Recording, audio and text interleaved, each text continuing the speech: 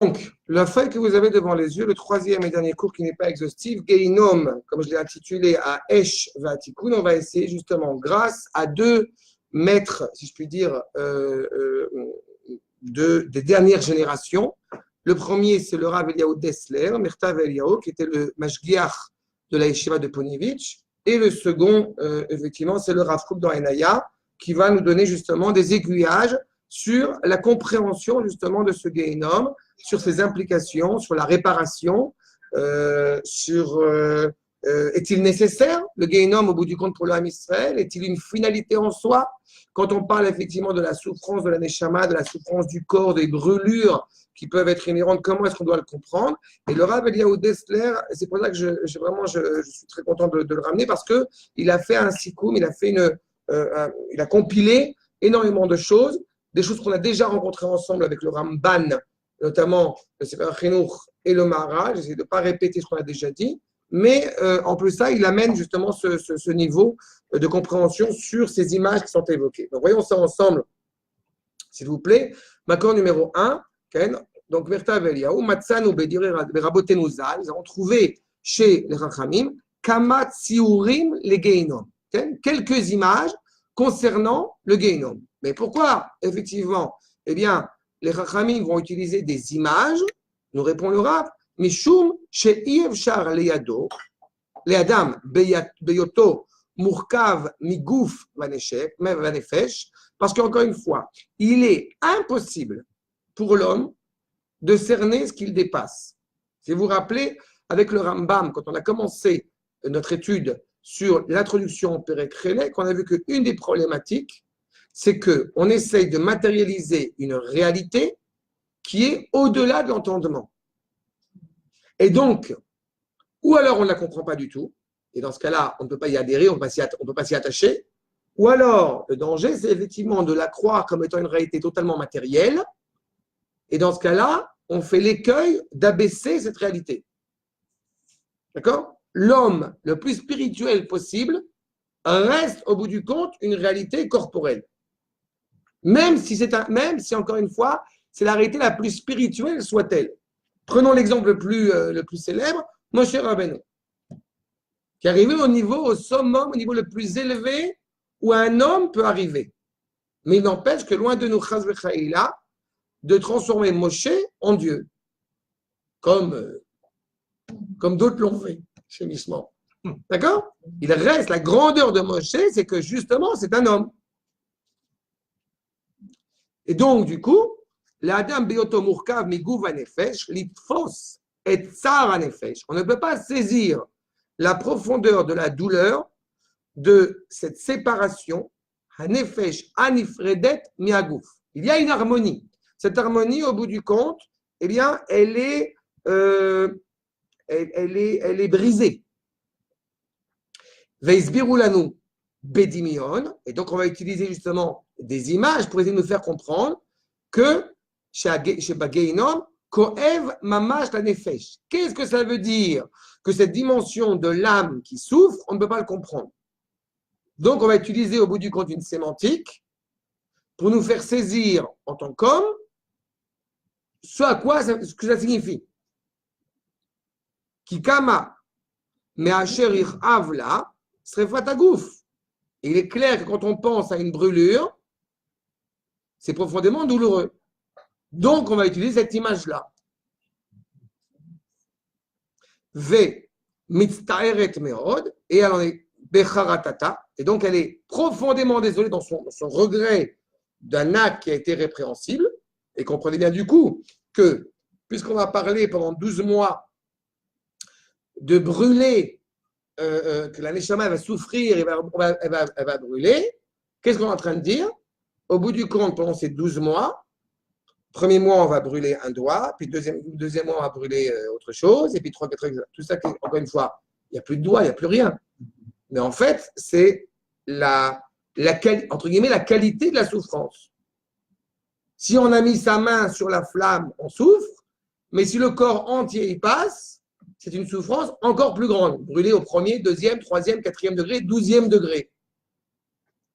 Bon, et bien évidemment, c'est une idée pour essayer de nous faire saisir quelque peu la souffrance de la Neshama. Je reprends une idée pour que ce soit bien clair, parce que c'est vraiment un sujet important.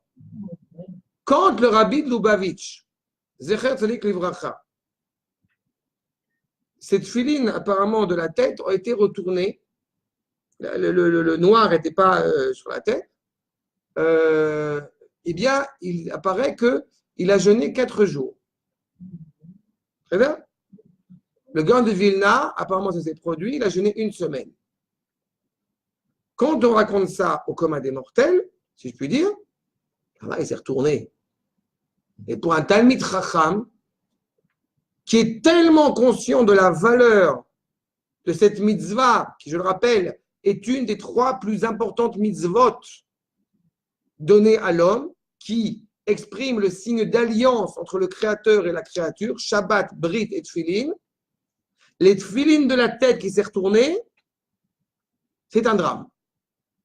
Et il le saisit. Pour lui, les Tfilin qui sont retournés, si je le disais dans mes mots, c'est pas seulement un bout de cuir qui s'est retourné. C'est mon esprit qui est devenu Marwedge. Peu importe, mais tout ce qu'il y a au-dessus de la tête, c'est une couronne. Bien mis là, l'os. Il y a écrit tout un ouvrage sur la science de la tefilin.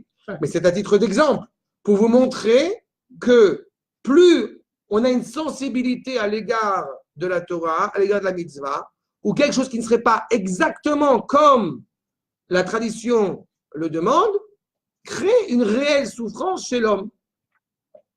D'accord? Amrou Rabotenu Zal, ainsi disent nos Chachaim dans le traité de Berachot, Esh Echad, Mispar Begeinom. On trouve un feu dans le Geinom. Gouf Adam, Mushpa Mitziorim Shebachouch. Ce que j'ai rappelé à l'instant au nom du Rambam. Okay? Le corps est influencé par les images. L'homme n'est pas un robot. Il ressent des choses. Ce ressenti peut être quelque chose de totalement louable, comme quelque chose de profondément problématique. Tout à l'heure, on parlait des dimensions culinaires. Il est évident que, pour la plupart d'entre nous, ce n'est pas un hasard si on fait un bon repas le Shabbat. On pourrait éventuellement jeûner pendant tout le Shabbat. On pourrait étudier la Torah uniquement pendant tout le Shabbat, se réserver que pour la Neshama. Mais ça ne serait pas loué, ça ne serait pas souhaitable pour Akash Baruch Hu lui-même. Parce que justement, il ne veut pas d'une Neshama sans corps. Le problème, c'est que c'est à la fois un avantage, si je peux dire, à la fois un inconvénient. Parce que d'un côté, c'est un avantage, à mesure où on a la possibilité d'accéder à cette harmonie, à cette unité, mais d'un autre côté, le corps étant naturellement faible, il est limité dans sa compréhension. La reine, imtsiu lanu aetza, chez mesodot anefesh. Donc, ils nous ont inventé des idées qui sont le fondement même de la neshama. Afin, les tsayer bemnucha ou bepratiyut, et adevarim shetrichim la'ashir el libo, pour qu'on puisse justement penser en notre cœur, avoir en notre cœur une idée de ce qu'on veut nous transmettre, de ce qu'on veut essayer de nous faire comprendre. Et comprenez bien, et ce n'est pas pour entrer dans des formules ou dans des camps, mais ce n'est pas un hasard si je vous ai ramené d'Afka le Rabbi Yehuda Dessler. Parce que le Rabbi Yehuda Dessler, comme je l'ai dit, c'était le mashgiach de la yeshiva de Ponievitch. Ce n'était pas un élève du Rav Kook. Ce n'est pas, entre guillemets, m'excuserez de ce terme, ce n'est pas un sioniste, au sens où ça veut dire que quand il y a des écoles de pensée qui passent leur temps à transmettre aux juifs qui connaissent ou qui ne connaissent pas grand-chose, de vouloir l'effrayer par ce rapport aux enfers et je ne sais pas, et le diable, je ne sais pas quoi, vous voyez ce qu'un Talmid Chacham de cette envergure répond. Ce qui est important au bout du compte, et on va y revenir, ce qui est important, ce n'est pas qu'on soit effrayé à l'égard de l'enfer. Ce qui est important, c'est que justement, en étant conscient de la valeur de l'acte que nous allons commettre, cela nous encourage au bout du compte à corriger, à faire teshuva et à faire attention à ce qu'on fait. Pas d'être bloqué, pas d'être congelé, qu'on ne peut pas agir parce que j'ai trop peur de ce qui va se passer. Ce n'est pas ça l'objectif. Oui, je ne vais pas faire d'efforts continuellement pour… Mais c'est ce qui se passe dans la chrétienté. Elle s'est désespérée de penser qu'on pouvait corriger nos actes. Elle part du postulat qu'on ne peut pas corriger nos actes. Ça, c'est la chrétienté. C'est pas... Mais nous, on peut, on essaie d'aller à l'avant. Non seulement on peut, mais on doit. Non seulement on peut, mais on doit. Il faut faire toujours 2 pas en avant et en arrière. Non seulement on peut, je te dis, mais on doit. עכשיו, יתאר לעצמו את הכאב של האצבע הקטנה, donc il va comme ça essayer de se formuler, si vous voulez, la douleur qu'il va ressentir pour un petit doigt, באש רגע אחד, un instant qui passe sous le feu, אחר כך 2, 3, 4 moments, 5 moments. D'accord? Tu es resté 1 seconde sous le feu, c'est douloureux. Tu restes 1 mois, c'est encore plus douloureux. ושל 12 חודש et 12 mois. אחר כך יצייר לעצמו כאב של אש כפולה. Il va comprendre encore une fois que 12 mois, c'est une douleur insupportable. Pourquoi 12 mois? Sur 1 an. Cette idée d'1 an, c'est ce qui est évoqué dans le Midrash, dans la Gemara, dans Masechet Brachot. Ce qui est évoqué, c'est que pendant 1 an, effectivement, les dimensions d'élévation de la Neshama constante. Mais encore une fois, ce sont des allégories pour essayer qu'on puisse un petit peu saisir ce dont à quoi on fait référence. Parce qu'au bout d'1 an, théoriquement, l'âme est montée. Tu comprends pourquoi j'utilise ces images-là et que je ne rentre pas là-dedans? Parce que justement, tu es en train de me dire monter, descendre, ça en a un problème. Enfin, l'âme est libre. Elle est libre, elle n'est pas libre. Elle ne souffre plus, c'est-à-dire. Mais qui souffre? Tu vois bien l'idée qui est évoquée maintenant. Je ne veux pas rentrer là-dedans. On a dit. Parce qu'on fait les prières pendant 1 an et toute la vie d'ailleurs. Il a fait. La dimension d'1 an, la dimension d'1 an la dimension d'1 an est la dimension d'un cycle. D'accord? La dimension d'un cycle d'une année sur l'autre. D'accord? Arbar et Sheshana. On va rentrer dans Tsubishvat dans pas longtemps. Nous avons 4 nouvelles années. D'accord? C'est-à-dire qu'au bout d'1 an, au bout du compte, il y a vraiment un renouvellement total justement de cette Neshama. D'accord? Mais encore une fois, l'âme ne souffre pas. C'est nous qui devons essayer de comprendre. On va voir ce qui se passe, comment réparer justement l'âme du défunt, si je puis dire, après la mort. Mais avant de rentrer dans ce que j'avais évoqué la dernière fois déjà, avant de parler de l'enfer après la mort, il y a cette notion d'enfer avant la mort. Oui. D'accord? Ça, on a expliqué ça, on l'a développé. Mais l'idée de l'image qui est évoquée, pour qu'on puisse essayer de percevoir ça, alors on va donner ces allégories-là. Parce qu'on ne peut pas comprendre ce que c'est que la souffrance de la Neshama. Et comme je dis, le fond du problème n'est pas de savoir si la Neshama, elle souffre. Le fond du problème, c'est qu'est-ce que ça crée en toi si, chas v'chaïla, tu avais enfreint le Shabbat. Aux yeux de certains, on ne voit pas, ça va, j'ai appuyé sur le bouton Shabbat. Waouh! Ben, c'est ça le problème. C'est pas que j'ai peur uniquement de ce qui va se passer si j'allume la lumière Shabbat. Ce qui doit me contrarier, c'est l'idée même de rentrer là-dedans, dans cette réalité-là. Je ne comprends pas, je vais rentrer là-dedans.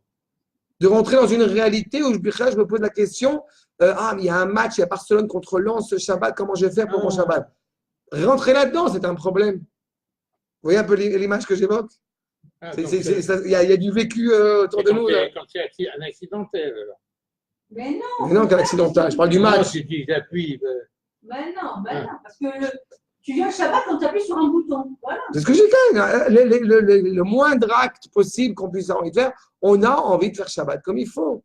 Quand vous racontez quand même ça ne se fait pas d'un seul coup, mais il est évident que plus on cerne la valeur du Shabbat, je pense que vous êtes conscient par rapport à ça, en tant que mitzvot parmi les plus importantes, plus on est conscient de la valeur du Shabbat, eh bien, expliquer à des juifs qui malheureusement qui n'ont pas forcément encore saisi la valeur du Shabbat, allez leur expliquer que pour pouvoir boire un thé, vous allez verser dans 2 ou dans 3 éléments différents avant qu'il puisse boire son thé. C'est ça? Aux yeux de certains, c'est un problème. Je mets la plata, je mets une grille, je ne mets pas de grille. Non, mais tu peux pas, tu peux sortir, mais tu ne peux pas rentrer, tu peux mettre du liquide, tu ne peux pas. Il y a des choses qui sont là. Le papier toilette, on va le prédécouper pour pas que. Mais au bout du compte, plus on cerne la grandeur de Shabbat, plus on a envie d'être pointilleux sur un virage de Shabbat, sur le sens qu'a le Shabbat. Donc ça se fait progressivement et donc du coup, plus on sera contrarié si on doit faire quelque chose qui va à l'encontre du Shabbat. D'accord? Mais tout cela, encore une fois, s'acquiert progressivement. Mais c'est pour ça qu'on nous dit justement, c'est cet objectif, c'est ça qui est derrière. Ce n'est pas l'enfer pour l'enfer. Achab nous dit le Rav Avraham Azoulay, grand-père du Chida, Shachar Avera Atzma. Qu'est-ce qui se passe, l'Avdil, comme on dit, Alpha Avdalot? Qu'est-ce qui se passe pour le pharaon? Que Akadosh Baruch Hu, il a endurci son cœur. Un des commentateurs, notamment le Rambam, va dire que le plus grand drame du pharaon, si je puis dire, le plus grand châtiment du pharaon, c'est qu'il n'a pas pu faire tchouva. Akadosh Baruch Hu a fait en sorte de l'enfermer dans sa faute. Voilà. On en parlait cet après-midi. D'accord? Ah oui. Vous avez des discussions. On prêchait? Non, on en a parlé. David, C'est vrai, ça? c'est d'être C'est pour dire enfermé que je ne suis dans pas sa d'accord. Mais c'est ce qu'on a dit quand on avait expliqué qu'à la différence, on avait expliqué ça, c'est pour ceux qui se rappellent, à la différence de Sartre béivrit, de Sartre en français, le fait que l'enfer, ce n'est pas les autres, c'est moi-même. Voilà. C'est-à-dire, je m'enferme là-dedans. Je ne sais pas si tu as compris. Jean-Paul Sartre. Non, j'ai. Voilà, pour la petite anecdote, il y a un juif une fois, compris autre chose. un jeune comprends. juif. Non pas j'ai compris, je comprends encore, peut-être dit un peu pas. Pour la petite anecdote, il y a un jeune juif qui m'a dit il y a quelques années, ça m'a beaucoup fait rire, parce qu'il voulait étudier la Torah sans commentateur, juste lire le texte. Et il me dit, je voudrais lire la Torah, je veux pas de commentateur, je veux comprendre le texte par moi-même, comme quand je lis Albert Camus. Alors je lui dis d'abord, c'est pas Albert Camus, c'est Albert Camus, c'est déjà étudié Albert Camus. Et ensuite, justement, quand je lis la Torah, je lis pas Albert Camus. C'est deux choses, ça va beaucoup rire, Albert Camus. Genre m'impressionner, qui quand même, voilà. J'ai une licence en crémier. Non, parce que j'ai une licence en littérature, c'est pas pour faire genre truc, mais j'ai une licence en littérature française. Alors, quand on veut commencer à m'impressionner en littérature, ça va, calme-toi. Mais en tous les cas, sur le fait qu'effectivement, Sachar Avera Atzma. Tu as fait une Avera, au bout du compte, tu es encouragé à faire d'autres Avérotes. Et à l'inverse, dans la positivité, Sachar Mitzvah. La plus grande chose qu'on a, le plus grand privilège qu'on a quand on commence à s'engager dans la voie de la Torah, c'est le privilège de pouvoir en faire d'autres. Yetzer hara ou Geinom. Le mauvais penchant, c'est en soi, comme on l'avait déjà expliqué, vous voyez, dans les propos du Rabbi Yehuda, c'est en soi le Geinom. Chez où Mémouné à la Geinom. Son objectif, c'est que tu restes dans ton retranchement.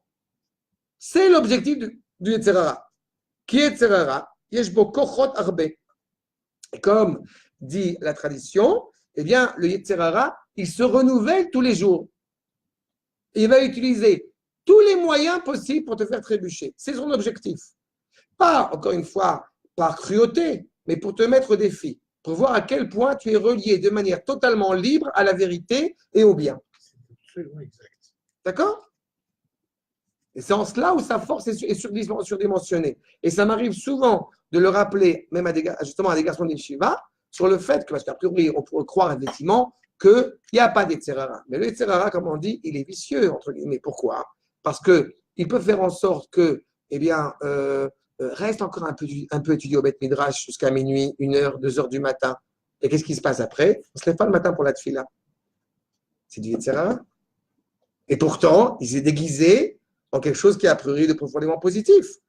Donc, chacun, il a son propre Yetzer hara. Chacun, il a sa propre forme. Et comme disent les Chachamim, plus, effectivement, on grandit en Torah, plus on se rapproche d'Akadosh Baruch Hu, plus le Yetzer hara est fort. Mais ce qui est intéressant, c'est que le Yetzer Tov aussi. Ah, il est fort. C'est-à-dire, évidemment. Toi, tu essaies de faire Mais physiologiquement parlant, vous avez cette image quand vous parlez d'un enfant qui ne va pas traverser la rue tout seul.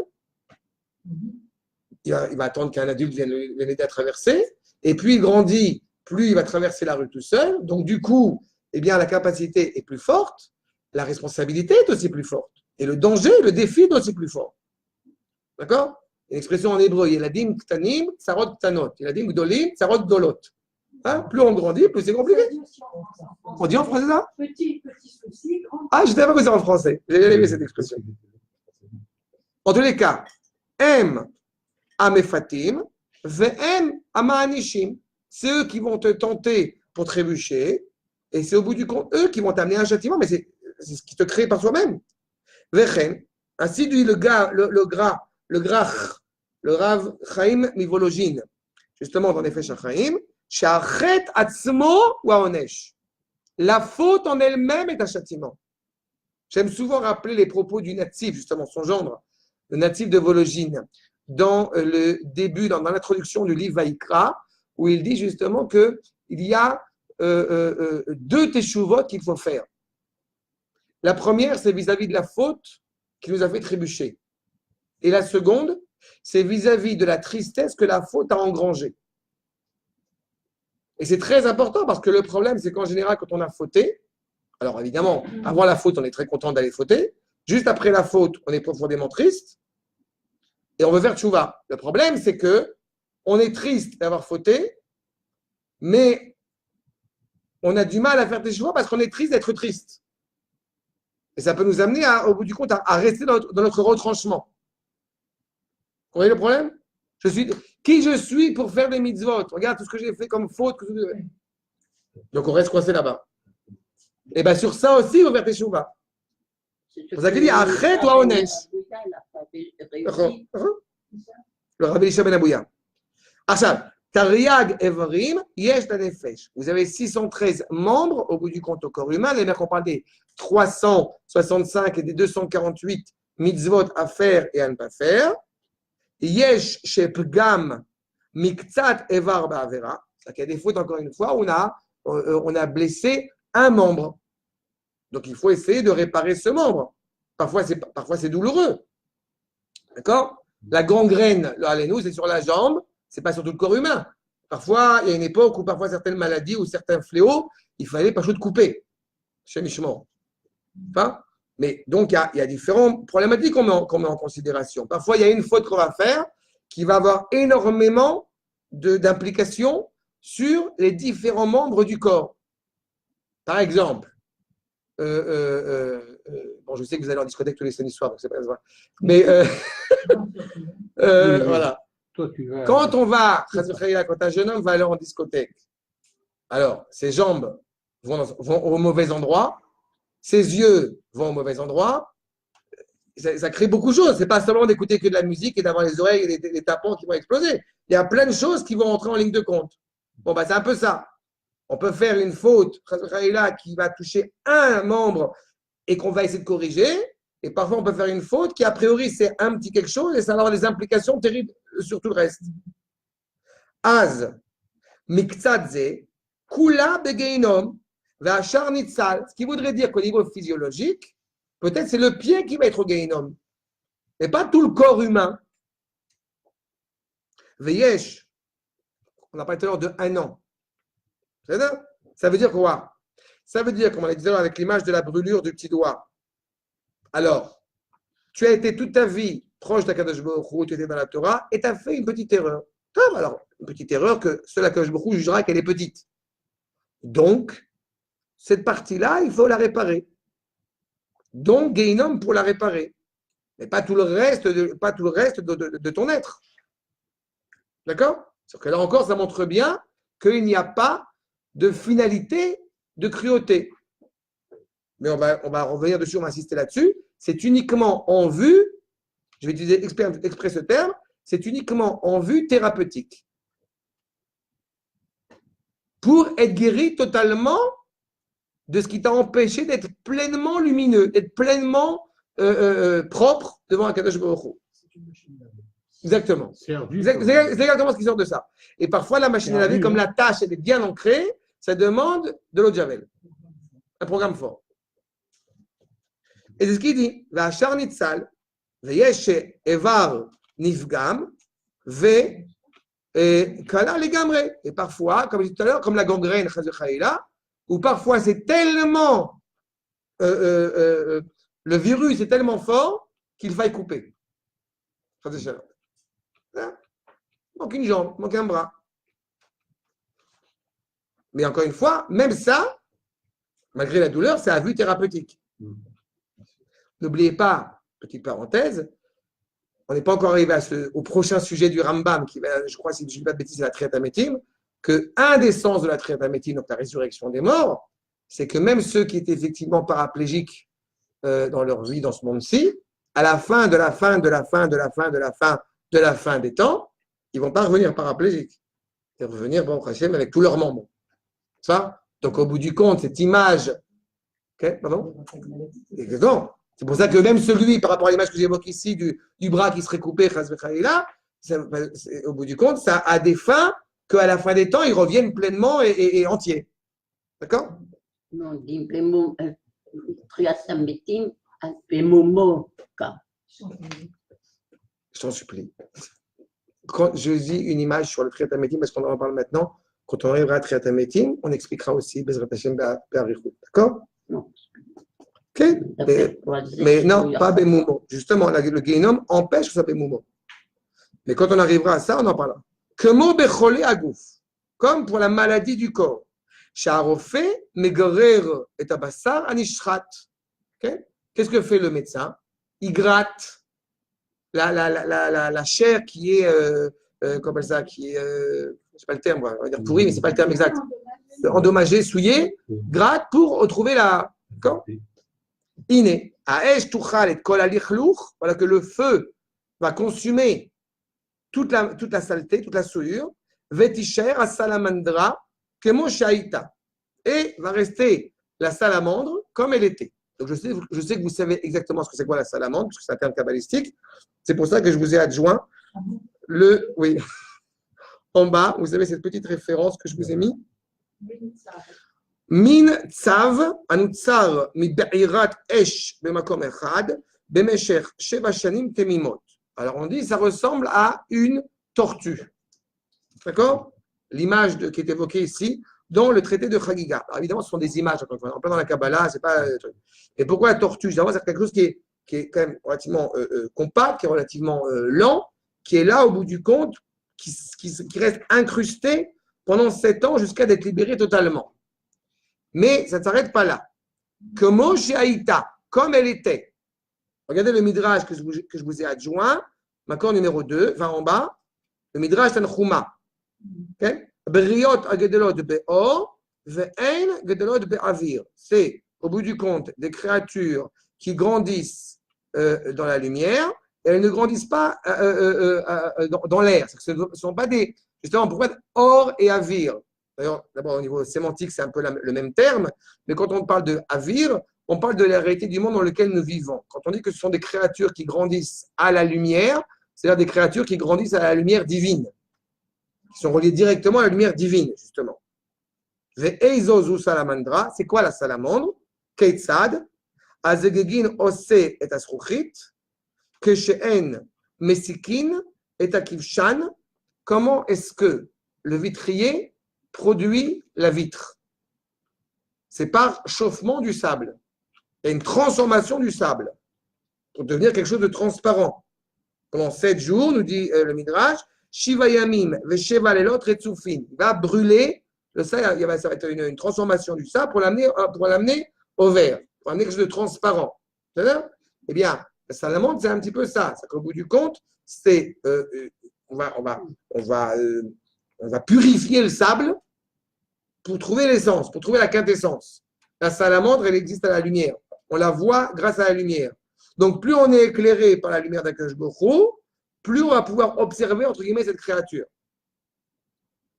Mais donc du coup, la source, la force de la lumière qui va sortir de là-bas, Bria Adomé la Akavish, une créature qui va ressembler à l'araignée. Encore une fois, vous voyez dans la même optique. Alors on a dit tortue, là on parle d'araignée. C'est une réalité comme ça qui est bien ronde, qui est compacte, qui a une forme bien claire. Et pourquoi d'Afka là-bas c'est Tsav et si c'est Akavish? Parce que justement, d'un côté c'est une réalité compacte, mais l'Akavish, l'araignée, elle fait sa toile. C'est-à-dire qu'au bout du compte, une personne qui va passer son temps à s'élever moralement, dans le côté positif, Sachar Mitzvah,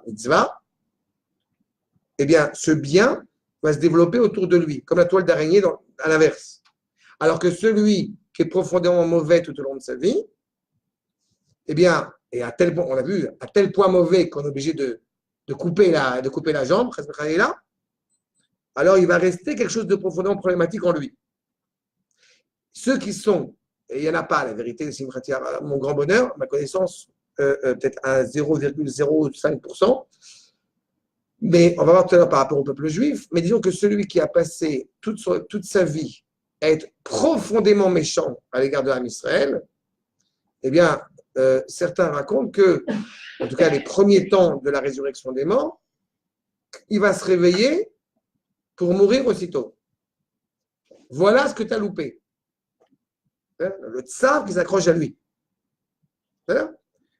Mais c'est, encore une fois, même là, on verra par la suite que même ça, c'est à vue thérapeutique à la fin. Même ça. Mais c'est très rare. On est vraiment des êtres d'exception. C'est Kissinger, c'est des gens comme ça, c'est pas n'importe qui. C'est là. Véabriot. Quoi? Oui, non, bon, un juif comme lui ou d'autres, enfin des juifs qui ont passé leur vie à avoir des propos qui sont très problématiques par rapport au peuple juif. C'est pas n'importe qui. D'accord? Je sais pas, j'ai pas de nom en tête. Bon, au prochain, j'ai pas de nom en tête, tant mieux. Mais, hein? C'est qui? Soros. Mais je ne connais pas. Le il est pas mal. Qui s'enrichit grâce au massacre d'Asie. Bon, c'est Torquemada, voilà, vous avez l'exemple, vous avez des gens comme ça, quoi, d'accord? Des gens qui ont été vraiment profondément horribles, odieux à l'égard du peuple juif. Okay. Il était juif?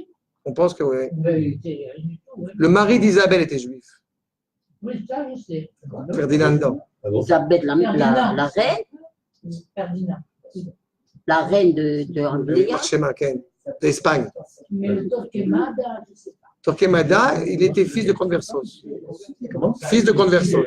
Ah oui. Oui, mais même un juif, quand il devient, il ne peut pas perdre sa judaïcité.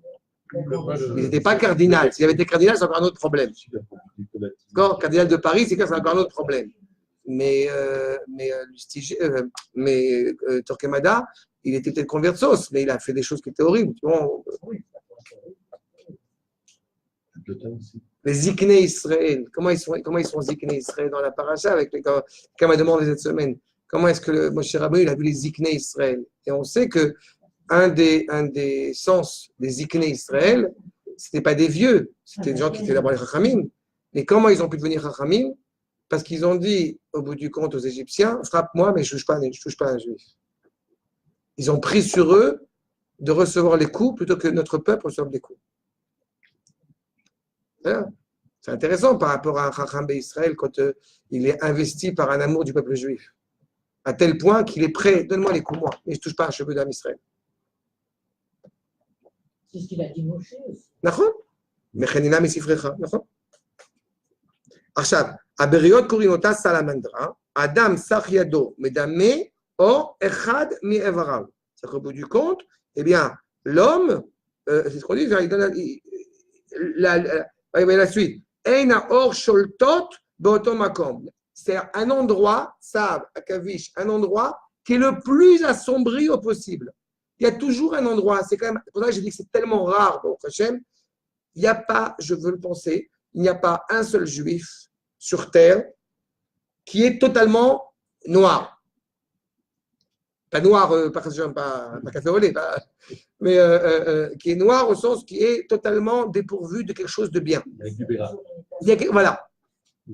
Mais quand on arrive à une réalité où la personne, a ce petit pourcentage d'activité, même ça, il n'y a plus, en tout cas sur un des membres, que la lumière ne l'atteint pas. D'accord? Qu'est-ce qui se passe quand la lumière n'atteint pas l'eau? L'eau, elle pourrit. Il y a des... Okay? Bon, bah c'est ça. Considéré comme le plus malheureux des hommes, d'ailleurs. En plus, oui. Mais on a vu tout à l'heure, c'est son châtiment. Voilà. C'est ça? C'est ce qui amène à ça. C'est lui qui se l'est créé lui-même. Mais c'est un endroit qui, justement, donc, vous voyez, les ma, il a été créé naturellement par la lumière, c'est Akash Baruch Hu, Makora Or, les David, Hashem, Ori, Veishi. Akash Baruch Hu, tu es la source de ma lumière et je veux vivre dans les ténèbres. Je suis totalement animé par les ténèbres. Talmidei Chachamim, Ein Or, Al Geinom, Sholtim Bahem. Mais justement, les Talmidei Chachamim, eh bien, le Geinom n'a pas de contrôle sur eux. on l'a souvent évoqué, un Talmid Chacham n'a pas de Menoucha, ni dans Olam Hazé, ni dans Olam Haba. Le Talmid Chacham n'a pas de repos, ni dans ce monde-ci, ni dans le monde suivant. Ça veut dire quoi? C'est que le juif que j'ai évoqué à l'instant, qui n'a pas de lumière, qui n'a plus de lumière du tout, eh bien, qui va donc être pleinement animé par le Gehinnom, eh bien, il va y avoir un Chabad qui va partir en shlichut pour aller le sauver. Dans le Gehinnom. Donc, alors, il y a toujours un sauveur. Une personne qui va être. Oui, mais c'est-à-dire que ça passe par ça, quoi. Partout. Ça va pas une difficulté. J'ai expliqué à chaque fois qu'on m'a dit par rapport effectivement que les Chabadnikim, ils sont dans le monde entier. Alors, c'est vrai, et c'est tout leur mérite, et c'est tout à fait honorable, mais il faut se rendre compte que c'est dans une situation tordue. Ce n'est pas une situation normale. Mais non, mais ils le font un peu dans la même optique. C'est-à-dire qu'ils le font, et c'est vraiment un grand mérite, mais c'est comme on dit, et fouet Torah Techa et la Torah Hashem. C'est-à-dire qu'on enfreint la Torah pour aller sauver des Juifs dans les endroits les plus reculés et les plus problématiques que ce soit. En Extrême-Orient, vous vous prenez dans les rues, vous avez l'idolâtrie à tous les coins de rue. On est entouré de Avodah Zarah. Et vous avez des Juifs là-bas. Mais donc c'est ça. C'est-à-dire que les Khatrila, dès le départ, ça aurait été beaucoup mieux qu'ils ne soient pas là-bas. C'est a posteriori que, quelque part, il y a un sacrifice. Il y avait un rang aussi qui allait dans les boîtes de nuit comme ça. Il y a Reb Shlomo qui a fait aussi, le fameux Reb Shlomo Karlibar, qui lui aussi était Le mot Chabad, lui-même. Chochma Bina Vedat. C'est un mouvement. Voilà, ça je sais. Chorma, Bina, Vedat. Vedat. En tous les cas, Kal va chomer mais salamandra. C'est qu'il y a les juifs qu'on va ramener facilement parce que justement, ils sont quand même malgré tout éclairés. Et puis vous avez des juifs où il y a le tsav, il y a la tortue qui est sur eux, ils ne bougent pas. Uma salamandra, Ashetechilat beriata mina or, Sach medame, Eina or shetelbo. Il n'y a plus de lumière. Talmidei Chachamim, Shomrei Torah, Shei dat esh, comme la Torah est elle-même, esh dat lamo. La Torah, elle est elle-même le feu. Que le feu de la Torah peut faire sortir ces gens de là où ils sont. Vous avez des juifs, il y a des mouvements qui ramènent à la Torah, et il y a certains juifs qui ont besoin d'avoir un électrochoc. Je ne suis pas fan de ça, évidemment. Après, c'est une discussion par rapport à la génération. Mais il y a certains juifs, qu'en leur disant si tu fais Shabbat, ta maison ne brûlera pas, eh bien, ça les fait bouger. Est-ce que c'est la vérité? Est-ce que c'est comme ça qu'il faut agir? Personnellement, je ne le pense pas. Mais c'est un peu ça. Oui, mais c'est un électrochoc. Tu as raison, mais c'est un électrochoc. Oui, l'électrochoc qui s'adresse à des gens faibles. Mais, évidemment, mais le Ham Israël, il n'est pas forcément docteur en université de Torah. Non, je suis d'accord avec ce que vous dites. C'est pas. Oui. Et on lui dit, Dafka, c'est parce que tu as mis dans la brûlée parce que tu fais pas chaleur. Oui, c'est ça. Malheureusement, c'est. Comme ça. Oui. Mais celui-là, je pense parce qu'il a quelque part. Il est déjà un petit peu sur le chemin. Je dis souvent que c'est pas, à mon humble avis, ce n'est pas la bonne méthode. Encore plus à la génération. Mais je vous dis, il y a des juifs, c'est ça. Ma maison est brûlée et je fais Shabbat. Non, mais c'est pas chaud, encore une fois, c'est pas le problème. Mais le fait est, c'est qu'effectivement, il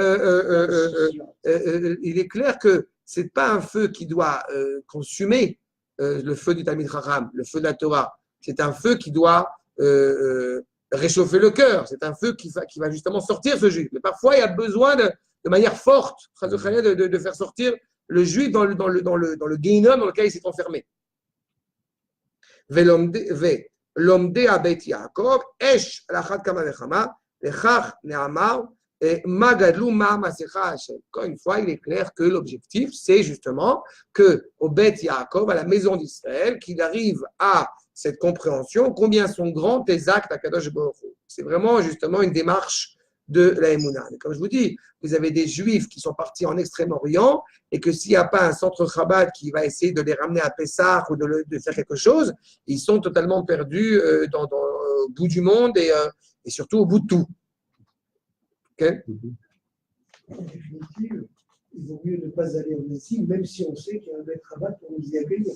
C'est ce que j'ai dit tout à l'heure, c'est pas chaud, c'est ce que j'ai dit à l'instant. Mais la réalité, c'est qu'ils m'ont pas demandé mon avis non plus. Quoi. Non, non, non. Je veux parler Mais non, pas les Chabad, je parle des Juifs qui ont décidé de partir en Extrême-Orient après l'armée. Ils ne m'ont pas demandé mon avis en général. Quand on a 22 ans, c'est dangereux. Quand on en a 60, c'est moins dangereux. Oui, mais ce n'est pas pour les mêmes motivations. Tu vois, c'est ça aussi. Ce n'est pas pour les mêmes motivations. Un jeune juif, ça arrive souvent. Vous savez, les garçons qui ont fait Yeshivat Esder, alors, ou qu'on fait les Yehuda, enfin qu'on fait bon, et qui, au bout du compte, juste après l'armée, eh bien, ils reviennent à la Yeshiva, il leur faut un temps de réadaptation. Et il n'est jamais négligeable qu'un jeune juif qui a fait 1 an et demi, 2 ans d'armée, c'est bien qu'il aille faire après un tioul en Eretz Israël, parce que justement, il ne va pas sortir en dehors d'Eretz Israël, etc. Donc, il a l'occasion de faire un tioul. Mais de revenir tout de suite, aller sur les bancs du Beth Midrash, il y a certains pour qui c'est une évidence, il n'y a pas de problème. Pour d'autres, ça peut être un problème. Ça peut être une difficulté. Ils ont besoin de retrouver un petit peu, regarde, une certaine sérénité. Alors, un juif qui est loin de la Torah, il arrive souvent qu'il parte en Amérique du Sud, ou il parte en Inde, ou il parte ailleurs, ou il fasse de l'argent pour après partir.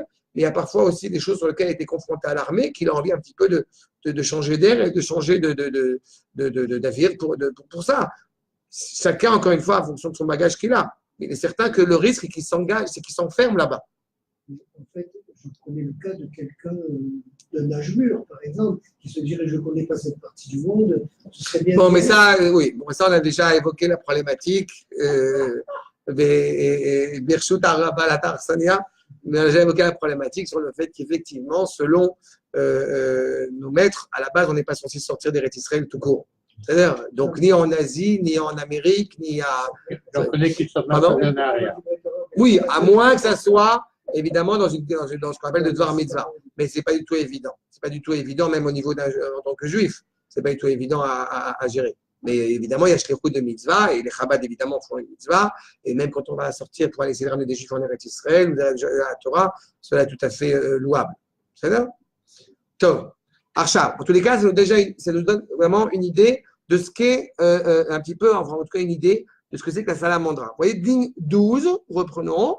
Okay? Kol atuma te'achel bageinon. Toute l'impureté sera consommée, sera donc consumée et consommée dans le Geinom.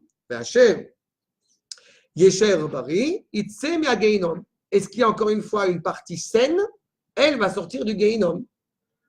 Il faut espérer que, j'ai envie de dire, que le cerveau et le cœur, entre guillemets, sont encore en bonne santé, qu'ils n'ont pas été atteints totalement. Comment on peut parler d'une partie qui peut... Et comme je l'ai dit à l'instant, c'est qu'il y a des parties de ton corps qui ont été, si je prends cette image du corps, il y a des parties qui sont, au Hachem, qui ne sont pas touchées, et des parties qui sont touchées. Encore une fois, quelqu'un a fumé pendant 30 ans, 3 paquets par jour.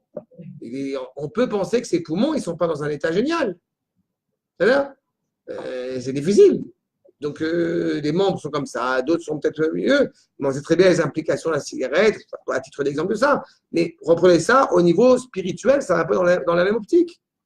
Ce n'est pas seulement le fait de manger cachère ou de ne pas manger cachère, il y a des implications de ça.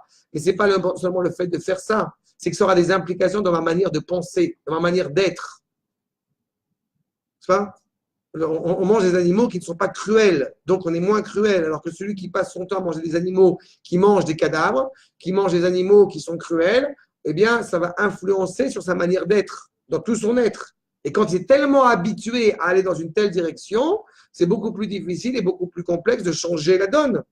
On parlait d'un jeune homme et d'une personne qui est un peu plus âgée. Il est quand même beaucoup plus facile de rentrer dans une vie de Torah quand on est jeune que quand on en a 60 ans ou 70 ans et qu'on s'est habitué à une certaine manière d'être, une certaine manière de vivre, ou je ne sais pas, ou plein d'autres choses. Tu vois ? J'avais une cousine à mon père qui plaisantait là-dessus, que sur le fait que, oui, on va pas étudier toute notre vie, on ne va pas faire l'éternel étudiant. Mais un juif qui est relié à la tradition juive, il ne parlerait pas comme ça. On est, oui, un éternel étudiant. C'est ce qui fait qu'on avance, c'est ce qui fait qu'on est juif, c'est ce qui fait qu'on est en renouvellement permanent.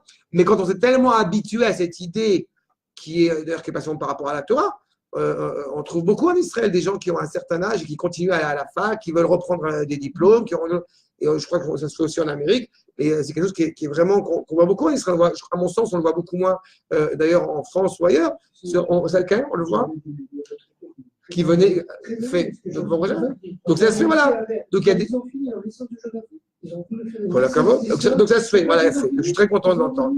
Faire des maîtrises. Il a fait, mais surtout qu'il y a une certaine vitalité, il y a un certain renouvellement comme ça constant, que je trouve absolument important. Il y en a qui m'a dit, je redeviens jeune avec les jeunes comme étudiant. C'est bien. Mais il y a cette volonté, encore une fois, de toujours se perfectionner, toujours d'avancer. Et là, évidemment, ce qui nous concerne par rapport à la Torah, on essaie de parfaire le monde. Et quand on s'est formaté en disant de toute façon que c'est bon, j'ai quitté l'école au collège, j'ai pas le bac, c'est pas maintenant que j'ai commencé à étudier, j'ai commencé à faire des choses. Donc il y a certaines méthodes comme ça qui est un petit peu. Et dans le Kodesh, il est évident que ça prend encore plus d'importance. C'est comme en Israël, il y a beaucoup de gens, beaucoup trop de gens veulent même une démocratie à l'européenne. C'est une démocratie où la Torah elle est complètement écartée. Voilà. C'est encore un autre propos. C'est un problème, si je le trouve, je le frappe. Bon. C'est incroyable. Nous, on est liés. La loi de 1901 est. Valze Amrou, le lit 12. Valze Amrou, Besof Chagiga, Talmidei Chachamim, En Esh Shel Geinom Sholtim Bahem. Quand on a dit les Talmidei Chachamim, le feu ne les contrôle pas. Kal Vachomer Misalamandra. Même ceux qui ont parfois une faute, qui ont parfois quelque chose qui s'accroche à eux. Encore une fois, quand on est animé par quelque chose qui nous met en porte-à-faux, eh bien, on cherche des méthodes pour pouvoir, entre guillemets, enlever la salamandra, enlever l'araignée. On ne se laisse pas enfermer par une faute. D'accord?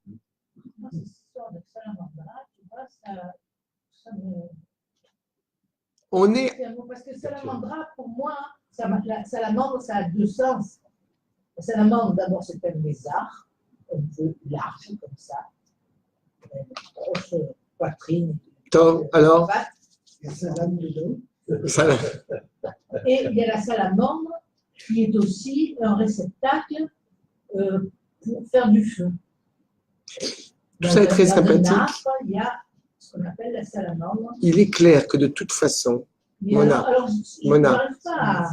encore une fois, l'image qui est évoquée, tu as vu l'araignée, tu as vu la tortue, l'image qui est évoquée, c'est ce qui est le plus important, d'accord? Ça fait partie de la problème, c'est l'essentiel du problème.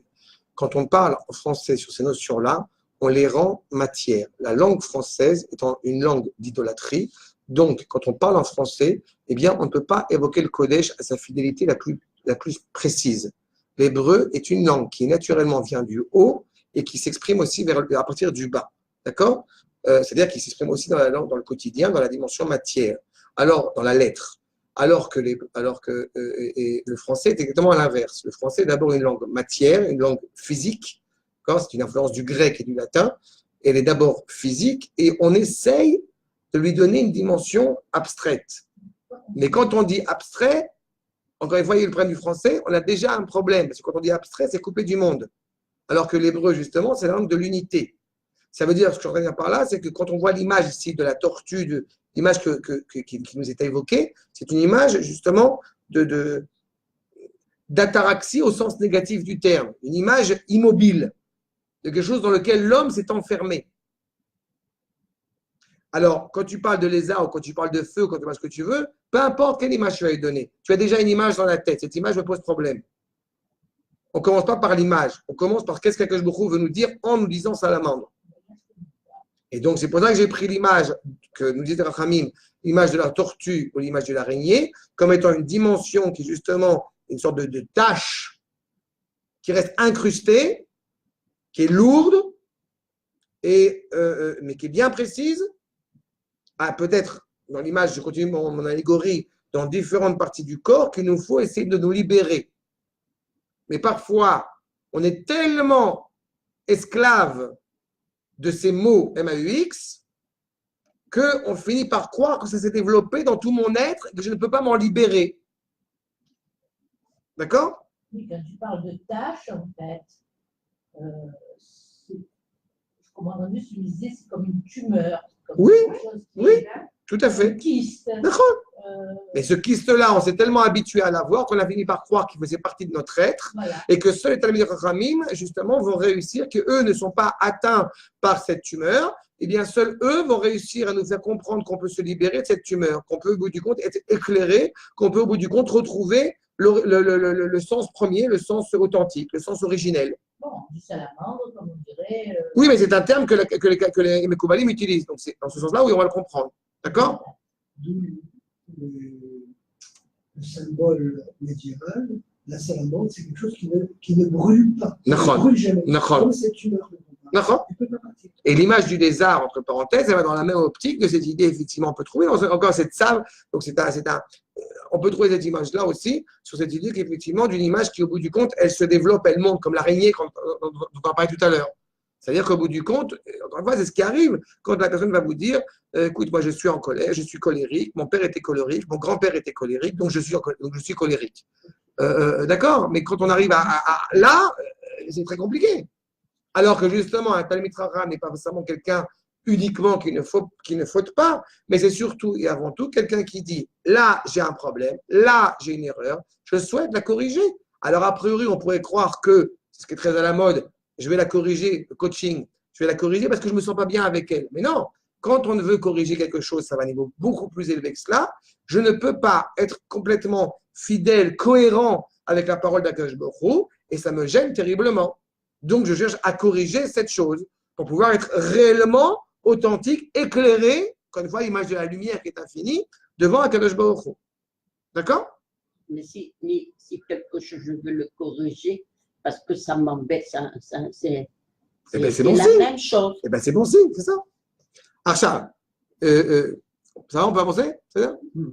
Et comme il y a du. Non. Je rigole parce qu'on a quand même 2 feuilles. Hein.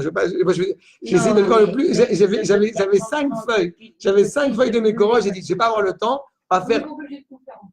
Si je brûle un coin, alors le feu ne peut pas retourner là. Non, si on a dit que s'il y a un endroit, la tumeur qui est pas bénigne, mais qui est profondément ancrée dans la personne, cela lui sera très difficile de sortir de cette tumeur. Et par conséquent, eh bien, il va passer par le guéhinnom pour mettre fin à cette tumeur. Oui. D'accord? Parce qu'il y a 2 stades. Il y a le stade de brûler la tumeur, si je puis dire, et puis il y a le stade de sortir du guéhinnom. Donc il faut brûler la tumeur, ça c'est le guéhinnom. Il faut sortir du guéhinnom, ça c'est ce que fait le Talmid Chacham. Il le sort de là-bas. D'accord? Mais de toute façon, il est amené à sortir. Parce que je tiens à le préciser, on va y arriver. C'est pas grave si je vous dis des choses un peu à l'oral et on revoit après dans le texte, que Israël peut passer par le guéhinnom, mais n'est pas condamné au guéhinnom. D'accord? Exactement. Achab, regardez la suite. Ligne 13. En plein milieu de la ligne. Qu'est-ce qu'on va faire au vu des fautes, des nombreuses fautes qu'on a pu faire? Et qu'est-ce qui reste sain? Encore une fois, est-ce qu'on n'est pas capable? Ça aussi, c'est toujours très dangereux quand vous avez des gens qui vont vous dire non, mais moi j'ai fait quelques petites fautes. J'adore l'image de. Il y a une histoire comme ça, chassidique, qui raconte 2 femmes qui viennent auprès du Rav pour demander, voir si effectivement elles ont été pardonnées, elles ont été expiées de leurs fautes. Et il y en a une qui est angoissée parce qu'elle a une grosse faute. Et l'autre, quand on lui dit, et toi, pourquoi tu es là, ma Biti? Non, je suis juste venu pour l'accompagner. Et toi, tu n'as pas de faute? Non, moi j'ai des petites fautes sans rien, sans un truc. Bon. Et le Rav dit, allez me chercher toutes les 2. Toi, va me chercher une grosse pierre. Et toi, va me chercher des petites pierres. Alors, les 2, elles reviennent, chacune avec ses. Et OK. Et maintenant, allez remettre les pierres à leur place. Alors, la femme qui avait une grosse pierre, elle remet la pierre là où elle l'a trouvée. Et l'autre, les petites pierres, elle ne sait plus où les remettre. Alors, elle dit et maintenant, je vous explique c'est quoi l'image là-dedans. C'est que toi, effectivement, qui es angoissé à cause d'une grave faute que tu penses avoir commise et que tu fais vraiment tchouva sincèrement, eh bien, ta tchouva est acceptée parce que la preuve, tu as remplacé la pierre là où tu fais. Donc, c'est bon, tu as fait tchouva complètement. Mais toi qui penses qu'effectivement, tu n'as fait que des petites choses, la preuve, c'est que tu ne sais plus où replacer ces pierres. Donc, il y a toujours un risque que ta tchouva soit complètement acquise. Alors, il est certain qu'il y a un ordre, il y a des mitzvot qui sont plus importantes que d'autres, aux yeux d'Akadosh Baruch Hu, mais ça ne doit pas être notre manière de penser. Parce que sinon, au contraire, exactement. On doit faire ce qu'on a à faire, sans rester là-dessus. Donc, si on disait, non, moi ça va, j'ai fait des petites fautes, donc je sais ce qui est en bonne santé et ce qui n'est pas en bonne santé. On m'a dit dans le Chot Teshuvah, le Rambam, chacun, le jour de Rosh Hashanah, eh bien, il y a un certain nombre de fautes qu'on a fait et une mitzvot qu'on a fait. Si on a une mitzvah supplémentaire à une avéra, alors on a fait que le monde, Baruch Hashem, pas nous seulement, le monde entier à la balance est méritant, et à l'inverse, le monde est condamnable. C'est-à-dire la lourde responsabilité qu'on a. Mais qui on est pour savoir exactement si on a une mitzvah supplémentaire ou pas. On fait ce qu'on a à faire. Qu'est-ce qui nous dit qu'est-ce qui est en bonne santé et qu'est-ce qui est, où est la tumeur. Nassim Panenu, El Tanchumin, okay? Eh bien, on se tourne vers Akadosh Baruch Hu, contrit, Ve'asher nilmad mihem, Amrou, Posh'ei Israël begoufan yordim le Geinom. Les mécréants, les méchants d'Israël vont descendre dans le Geinam, Ve nidunin ba, et ils vont être jugés pendant 12 mois. Goufan kala venishmata nisrefet. Leur corps disparaît, un an, le corps disparaît, et leur âme est brûlée. Venesin afar tachat kapot ragle tzadikim, et deviennent de la cendre au pied des tzadikim. Afilu elu yesh lahem shiur, naase afar. Même eux, eh bien, encore une fois, dans l'image qui est évoquée, même eux, ils vont pouvoir s'en sortir. La preuve, c'est qu'ils vont être de la poussière aux yeux des tzadikim. Quand on parle d'un tzadik qui est décédé, Sruto tagen alenu. Son mérite va nous protéger. Donc même eux, quand on est de la poussière, mais que les cochons marchent sur nous, ce n'est pas très agréable. Mais quand un Talmid Chacham marche sur nous, c'est bien. On est plus élevé. Moi, je ne suis pas n'importe qui. C'est un Talmid Chacham qui marche sur moi. Ce n'est pas un cochon ou un arabe ou autre chose. Enfin, sans faire de comparaison entre deux. On n'est pas les kiffer. Je sentais venir. Kedei tzadikim yelemedou al gabam amitat mishpatao idbarach, afin que les tzadikim, eh bien, ils apprennent sur notre dos la vérité, la grandeur d'Akadosh Baruch Hu. D'accord? Quelqu'un m'avait dit une fois une remarque qui m'avait beaucoup plu sur le fait que on sait apprécier les personnes en fonction des copains qu'ils ont. Je dis souvent que je n'ai pas le privilège d'être un Talmid Chacham, mais j'ai beaucoup de copains qui sont eux des Talmid Chachamim. Alors ça veut dire que, bon, on se relie à quelque chose de c'est là où on sait. Okay? Comme l'image dans le Midrash de Michelet, quand un juif il rentre dans une parfumerie, où il rentre dans une bête à orot, là où on fait les pots pour les tefilines et pour les sifrei Torah. Alors même si on n'a pas acheté de tefilines, on sort de là-bas, on sent mauvais, parce que c'est une odeur qui est assez nauséabonde. Vous allez dans une parfumerie, vous n'avez rien acheté, même si vous n'avez rien acheté, vous sortez, vous sentez bon. Bon, c'est un peu ça, quoi. C'est-à-dire qu'on a le privilège, quand justement, on est même passé par le Guéhinom parce qu'on a été mécréants, et il n'empêche que même là, on nous dit les Rachaïm, ils vont marcher sur nous, sur la poussière. Donc, ça nous redonne un mérite, ça nous redonne un sens. D'accord? Achab. Et donc, justement, qui va décider de cela? La volonté. La volonté de l'homme, tu décides là où tu veux être. Le libre arbitre, évidemment, sera un sujet qu'il faudrait traiter en profondeur, mais il est certain que c'est ce libre arbitre qui laisse la possibilité au mérite. Ainsi nous dit, vous voyez, ma corde numéro 2, le Rav Dessler, dans un autre endroit, dans Mirtav d'Eliyahu, Ratson Adam ou Mauto. La volonté de l'homme est son essence profonde. Vezot ladat, qui en mitat aguf, meshane be'etzem et matzavo apenimi shel Adam. La mort, elle peut être, encore une fois, recouvrir les erreurs de l'homme. Il y a mita mechaperet. Mais ce n'est pas la mort qui va transfigurer la personne. Si on a été mécréant toute sa vie, alors à l'enterrement, ça va pas changer, il ne va pas y avoir une révolution. Et à l'inverse aussi, entre parenthèses, puisque je profite en même temps, je ne l'ai pas évoqué, mais le Rav Elisha Veshlitzky, il a fait des cours dans tout Israël. Il passait son temps à faire des cours du nord au sud dans tout Israël. Et parfois, il faisait des cours, je vous dis ça, jusqu'à minuit, 1h du matin. Il fixait avec des gens, il était dans le taxi, il fixait avec des gens à minuit, 1h du matin. Je suis en ce moment dans le nord, j'arrive chez vous si vous voulez, je fais un cours à minuit, 1h du matin. Il y avait des gens. Mais il est arrivé qu'il y a des cours qu'il a pu donner pour 10, 20, 30, 40, 50 personnes. On se dit, bon, voilà, il a fait un travail toute sa vie, mais enseigné à des petits groupes. Il est à Tachana Merkazit le jeudi soir, les Chayalim, ils reviennent chez eux, ils leur proposent, ceux qui veulent étudier avec moi, à Tachana Merkazit. Il y a des gens qui venaient, ceux qui connaissaient le Rav Elisha, ils profitaient pleinement de cet amour d'Israël, cet amour de la Torah. Mais au bout du compte, petit groupe, qu'est-ce qui se passe à son enterrement? C'est plein à craquer. Le Rav Arashi de Yerushalayim, le Rav Shmuel Eliyahu, le Rav Arish Teren, le Rav Arashi de Jérusalem, le Rav Shmuel qui était présent, les rues étaient bondées jusqu'à Har HaZeitim pour son enterrement. C'est pour ça que j'aime souvent dire Achremot Kedoshim est mort. Lors des parachiotes dans la Torah. C'est après la mort qu'on voit vraiment si la personne était grande ou pas. Donc une personne qui a été animée à faire le bien tout au long de sa vie, il est certain qu'on peut même le percevoir à son enterrement. Alors qu'à l'inverse, que Dieu nous en préserve, une personne qui a passé son temps à être problématique, qui n'a pas fait du bien autour de soi, clapé à Kadosh Baruch Hu et vis-à-vis de son prochain, il est évident qu'à son enterrement, ça se ressent aussi. J'ai un membre de ma famille qui malheureusement s'est mal comporté pendant sa vie, et avec son épouse, avec ses enfants, et malheureusement, il semble qu'il est décédé il y a maintenant, je crois, il y a plus d'1 an. Il n'y a pas de tombe. Parce que les enfants sont tellement en colère, sont tellement blessés. Quand je ne suis pas en train de juger si c'est bien, si c'est pas bien ce qu'ils ont fait, mais c'est un peu un témoignage, malheureusement, d'un comportement qui a été vécu pendant toute sa vie. C'est que les enfants sont tellement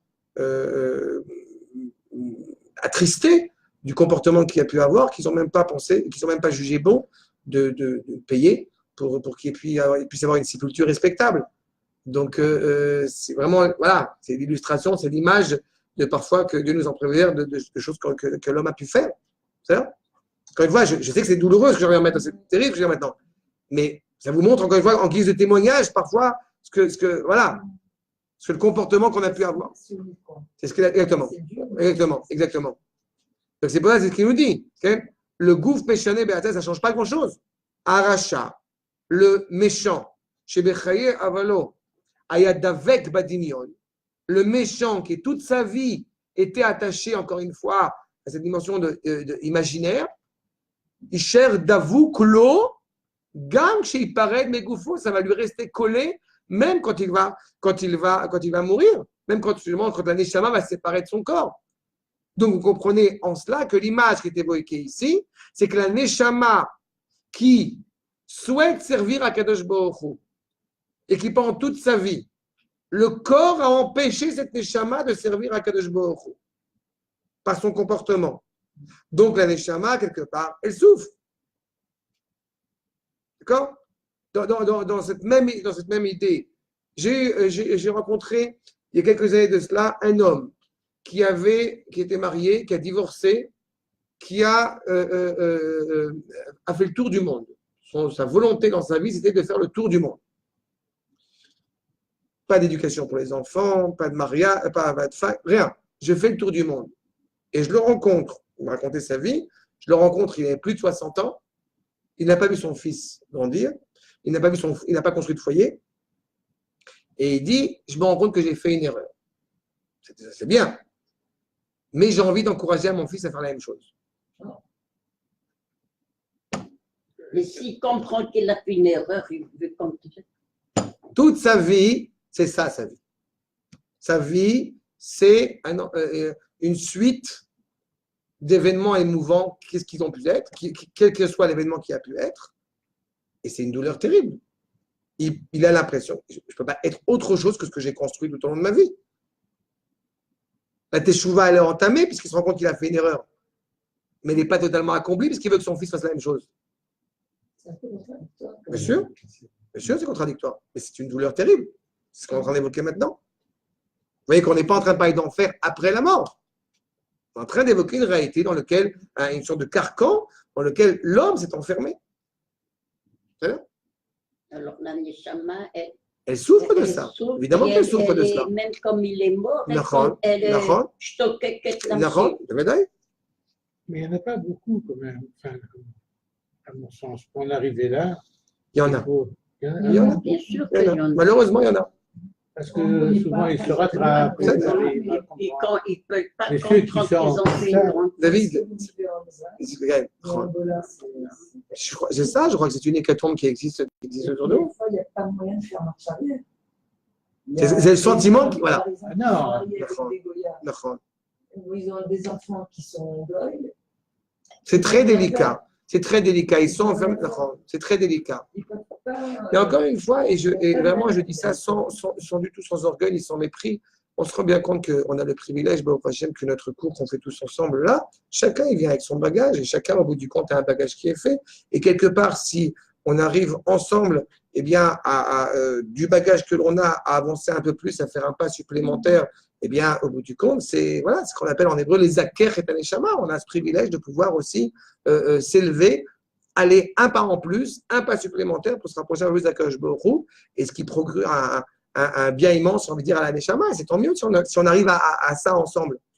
Mais chacun a son bagage et chacun a son parcours qu'il a mené de là où il a mené, de là où il arrive. D'accord? Donc on sort un peu de ça, justement. Baruch Hashem. Achmikevan sheino motze sham et sipuko. Étant donné que justement il n'a pas trouvé ce plaisir là où il a été le chercher, ishtoke kalav od yoter veimale ravon atzum. Il va le désirer encore plus. Il va avoir encore plus faim. Comme on dit souvent, justement, on recherche à être rassasié. En fait, on recherche l'appétit. Moi, j'ai dit à chaque fois, vraiment, et je pensais que c'était le pire que je pouvais penser. Je rigolais d'ailleurs sur la dimension de discothèque, en disant que bon, et des gens, ils vont en discothèque jusqu'à l'âge de 40 ans. Et j'ai des gens qui m'ont dit, non, 40 ans, c'est encore jeune. C'est-à-dire que peu importe qu'après, quels sont il y a des gens, c'est ce qu'ils recherchent dans leur vie. C'est une suite, voilà, de les malotes et ta kérès. J'ai faim. C'est une suite d'événements qui vont me faire plaisir. Je suis dans l'émotion. Exactement. Si je comprends bien. Les gens qui n'arrivent pas à satiété je suis à la recherche d'un plaisir quotidien. De quelque chose, toujours des désirs, toujours plus. Exactement. C'est exactement ça. On est dans l'instant. Je veux. C'est exactement ce qu'il te dit. Ça se soigne.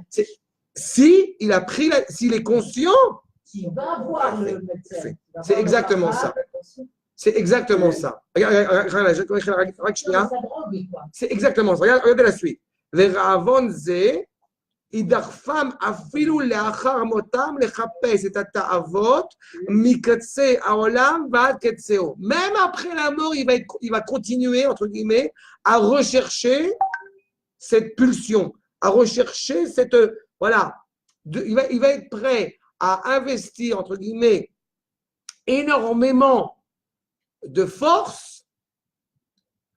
Là, il nous dit même, afilu le'achar motam, même après la mort. Alors, oui,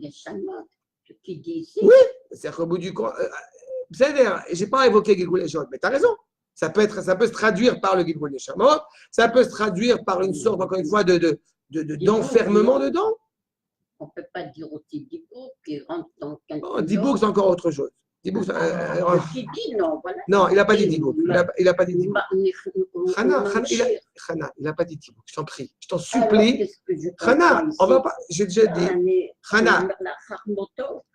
Chana. C'est là, ça va être Maxima. J'ai déjà expliqué. Je ne rentre pas dans des choses sur lesquelles, d'abord, une partie du Tzibour n'est pas habilitée à entendre, et deux, je ne fais pas des extrapolations de texte par rapport à des références de choses que j'ai pu entendre ou que j'ai pu lire. Sinon, on ne s'en sort pas.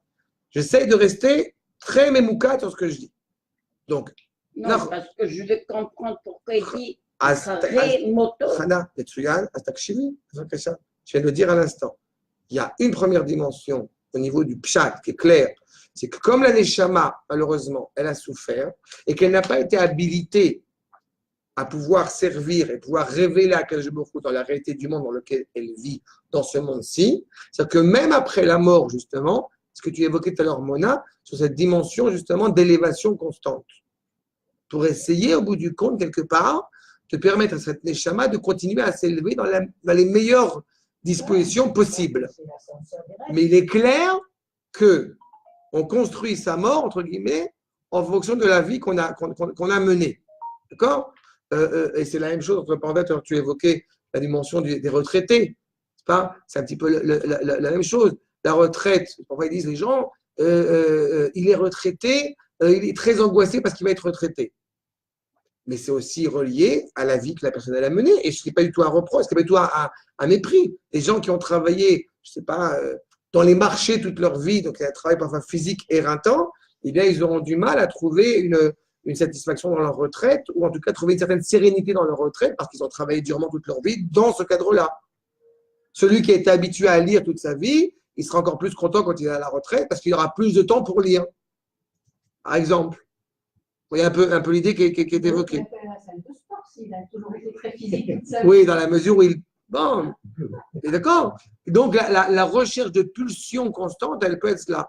Ce que Chana a évoqué sur le Gilgul Neshama, de cette Neshama qui reviendrait, sont des sujets qui me dépassent. Donc, je ne rentre pas dans les sujets qui me dépassent. Le Dibouk, j'avais déjà expliqué, ne serait-ce que pour répondre par rapport à Chana, parce qu'elle est évoquée maintenant, le Dibouk, eh bien, le Rav Kook a évoqué cette dimension-là, notamment, en la catégorisant dans une dimension morale et sociale. En disant qu'au bout du compte, ce qu'on appelle Dibouk, ce qu'on appelle Shedim, ce qu'on appelle toutes ces choses-là, le Rav Kook disait justement que ce sont juste des mauvaises directions du Yetzer Hara. Il a encore une fois, il a démystifié cela. Et en parallèle, son fils, le Rav Zvi Yehuda, dit avoir entendu un jour son père écouter aux portes, et son père qui était en train de parler, semble-t-il, à quelqu'un, et qu'il y avait un juif qui était de là-bas, et le Rav Kook parlait à ce juif en disant « Dibouk, je t'ordonne de sortir de ce corps ». Alors, encore une fois, qu'est-ce qu'il faut comprendre de cela? C'est-à-dire que 99%, il faut comprendre que la notion de Dibouk et de Gilgul Neshamot sont des notions qu'il faut comprendre au niveau moral, c'est-à-dire que l'homme doit corriger ses actes, doit corriger ses pensées, doit corriger ses paroles, et il y a aussi un 0,1% qui relève des Mekoubalim qu'il faut laisser là-bas.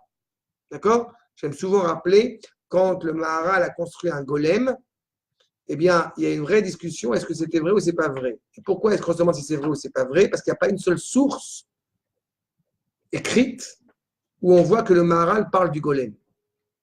Eh bien, c'est avéré quand on demande à Talmidei Rachamim que oui, le golem est vrai.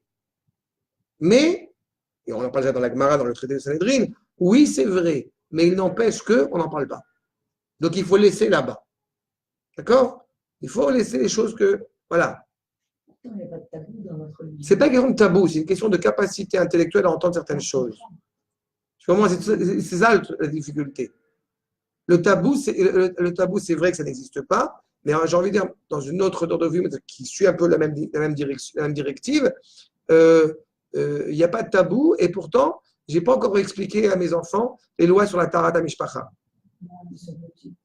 C'est pas une question de petit, c'est pas seulement petit physiquement, c'est petit aussi psychologiquement.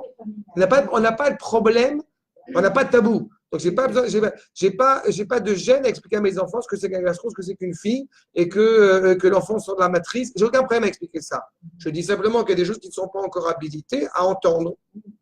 D'accord? Et un adolescent, et même un adolescent qui donc serait déjà biologiquement en âge de se marier, il n'empêche que je n'enseigne pas non plus les lois sur la pureté familiale à 13, 14, 15, 16, 18, 19 ans, je ne sais pas quand. Je les enseigne quand quelqu'un qui est devant moi est en train de me dire « je vais me marier, je vais me préparer au mariage ». Là, il a fait, je prépare. Parce que ça va… Donc, c'est un peu la même chose. Ce que je dis physiquement, c'est aussi psychologiquement parlant. Quelqu'un qui n'a pas construit, ce que dit le Rambam, quelqu'un qui ne s'est pas construit, qui n'a pas Mila et Kresso, quelqu'un qui n'a pas rempli son ventre de Torah, de Mishnah, de Gemara, etc., de parfois rentrer dans certains concepts qui ne lui sont pas tout à fait accessibles, ça ne sert à rien de lui enseigner. Ça va plus le perturber plutôt que l'aider à autre chose. D'accord? Ça veut dire, excusez-moi, une petite parenthèse. Vous savez que j'ai monté au centre de Marseille un spectacle sur le Dibouk. Le Dibouk, d'ailleurs, là, selon Annecy, et que ça a été merveilleux. Non, mais bon, alors, quand tu parles du Dibouk, je pige. Parce que c'est… Très bien, parce que moi je ne pige pas, mais c'est bien. Non, je pige d'après ce que le théâtre va en faire. Mais c'était pas mal. c'est déjà inscrit dans les livres que les anges tutélaires qui sont justement, vont nous mettre en porte-à-faux, vont nous gêner. Vous voyez? Malach et Chabala, chez le Rav Dessler, ça devient quoi? Ta'avot. Il y a des anges qui veulent nous faire trébucher, qui veulent nous faire tomber. C'est quoi? C'est les pulsions. Quand on parle du Yetzirara, quand on parle du Dibou, quand on parle de ce genre de choses, chez certains, c'est une réalité étrangère. Pourquoi c'est très dangereux? Justement, pourquoi ça peut perturber? Parce que ça laisserait entendre chez l'homme que j'y suis pour rien, c'est à cause de l'ange déchu qui a voulu m'annihiler. Et ça nous fait rappeler ce qui se passe chez les autres. Moi, je suis quelqu'un de bien, mais c'est le diable. Le Satan m'a fait détourner du droit chemin. Et non, c'est toi qui t'es mal détourné, c'est tout. Bien sûr, c'est. C'est ça qui est dangereux. Quand on utilise ce genre de dimension, ça peut amener à ça, quand on n'a pas l'esprit qu'il faut pour justement l'appliquer à sa juste mesure. Et du coup, on se déresponsabilise du travail qu'on a à faire. Ce n'est pas l'objectif de la Torah. Mais on peut apprendre que si on arrive dans ce moment-là, que même après la mort, il continue. Qui continue? C'est qui il? Alors, on dit les inclinaisons à, puisqu'il n'y a plus d'acte, que ce soit positif ou négatif, il n'y a plus d'acte après la mort. Mais il y a une inclinaison à. Non, mais je pense que quand j'apprends ça, alors je fais plus attention à moi. Je fais. Oui, mais pas après la mort, avant la mort. Non, bien sûr, avant la mort. Parce que si je dis, il peut m'arriver une chose pareille. C'est ça, bien sûr, on ne peut pas faire. Mais non, on ne peut pas. On ne peut pas. Parce qu'il n'y a plus de vie. Il n'y a plus d'acte. Si après la mort, il y a une chance qu'on puisse ça, alors avant la mort, tu as la possibilité de revenir en arrière et de dire, oh, qu'est-ce que j'ai fait là? Sans arrêt. C'est ce qu'on dit. C'est une lutte permanente. David, c'est ce qu'on dit à l'instant. C'est qu'on fait attention à ce qu'on a à faire avant la mort. Et encore une fois, comme je l'ai dit, quand on s'est construit une vie avec des inclinaisons qui vont à droite plutôt qu'à gauche, il est clair qu'au moment où on aura plus de sérénité, il n'empêche, encore une fois, on n'est pas stressé, on peut avoir des périodes de stress. Mais une personne qui est en permanence stressée, elle sera aussi stressée quand elle n'aura aucune raison de se stresser. Oui, c'est pas le cas de stresser. D'accord? Oui, mais c'est vrai pour tout. C'est vrai pour tout. D'accord? On n'est pas, si on est heureux uniquement parce que si on est content uniquement quand on voit des spectacles comiques, alors on n'est pas vraiment content. D'accord? Si on sert à Kadosh Baruch Hu, qu'on éprouve du plaisir à servir à Kadosh Baruch Hu uniquement quand on va à un mariage et qu'on a dansé et qu'on s'est éclaté pendant toute la soirée avec des gens, alors on n'est pas vraiment serein. Non. On doit être serein et il y a parfois des pics de sérénité supplémentaires. On doit être heureux de servir à Kadosh Baruch Hu et parfois on est encore plus heureux de servir à Kadosh Baruch Hu. Mais le travail, il est là-dessus. D'accord? Moi, je suis heureux du mariage parce que Bon, amchir. Vous avez compris l'idée. Vous avez compris l'idée. C'est ça au bout du travail qu'on se construit, qu'on se constitue sur soi. Et au vu justement des désirs, au vu des habitudes qu'on a prises sur soi, cela aura des implications aussi par la suite. Achav, les kvar ne'emar, בספרים שמלאכי חבלה הם התאוות עצמן וכוח הטומאה שבהן, כן? Ligne 22, les pulsions, c'est souligné, les implications, les impuretés, chez Loït Noumanoach, qui ne donneront pas de repos la nefesh haresha et la hiratziou. Non seulement ça ne va pas nous permettre de repos, mais ça va nous encourager à poursuivre encore plus dans cet abaissement. Comment tu dis, Mona, tout à l'heure? Ce sont des gens qui sont très malheureux. Mais oui, mais le pire, c'est que parfois ils sont très malheureux, mais ils ne se rendent même pas compte qu'ils sont malheureux. Mais ils sont malheureux. Ou alors le rejet. Oui, mais c'est une manière au bout du compte. Ils vont malheureux. Exactement. Parce que lui, exactement. Lui, il n'a pas voulu me donner J'avais entendu cette fameuse phrase. J'avais entendu cette fameuse phrase qui va dans la même idée. Tu vois, d'abord on boit pour oublier, et après on oublie pour qu'on boit. Pour les alcooliques. Bon, c'est un peu ça.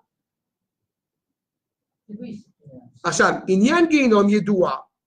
L'idée du Geinom qui est connue, donc vous voyez bien, pour les Achin et Nefesh Achoté, Ve les Takna, les Yemot HaMashiach, Ve les Olam Haba. L'idée, encore une fois, donc, du Geinom, c'est de préparer celui qui a fauté et de le réparer pour qu'à l'avènement messianique et dans le monde futur, il puisse revenir pleinement réparé. Comment va-t-il être réparé?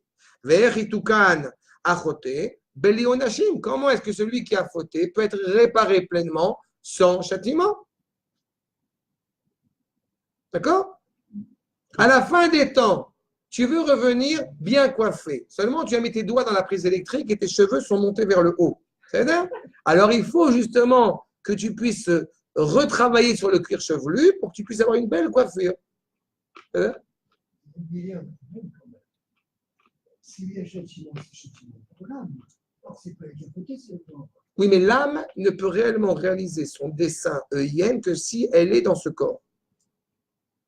Donc, c'est avant la mort. D'accord? L'âme est évident, c'est une dimension qui est inaltérable. C'est vrai. Tu as tout à fait raison. Le problème, c'est que Akadosh Baruch Hu n'a pas créé une âme pour rester être Neshama. Il a créé une Neshama qui doit réaliser tout son projet par le biais du corps. C'est le corps qui a des tours. Il a fait. Et le corps aussi, il a une responsabilité. Ah ben, le corps aussi, il a une responsabilité. Non, parce que la Neshama ne peut pas exister dans ce monde sans corps. L'objectif d'Akadosh Baruch Hu, ce n'est pas de créer une réalité qui serait déconnectée de ce corps. À ce moment-là, oui. C'est une dimension du nefesh qui est immatérielle de toute façon. Mais c'est une dimension parce que justement, le corps à laquelle la Neshama était introduite n'a pas pu réaliser son projet. Tu sais, c'est la fameuse image dans la Gemara sur celui qui est grand et aveugle et celui qui est bossu.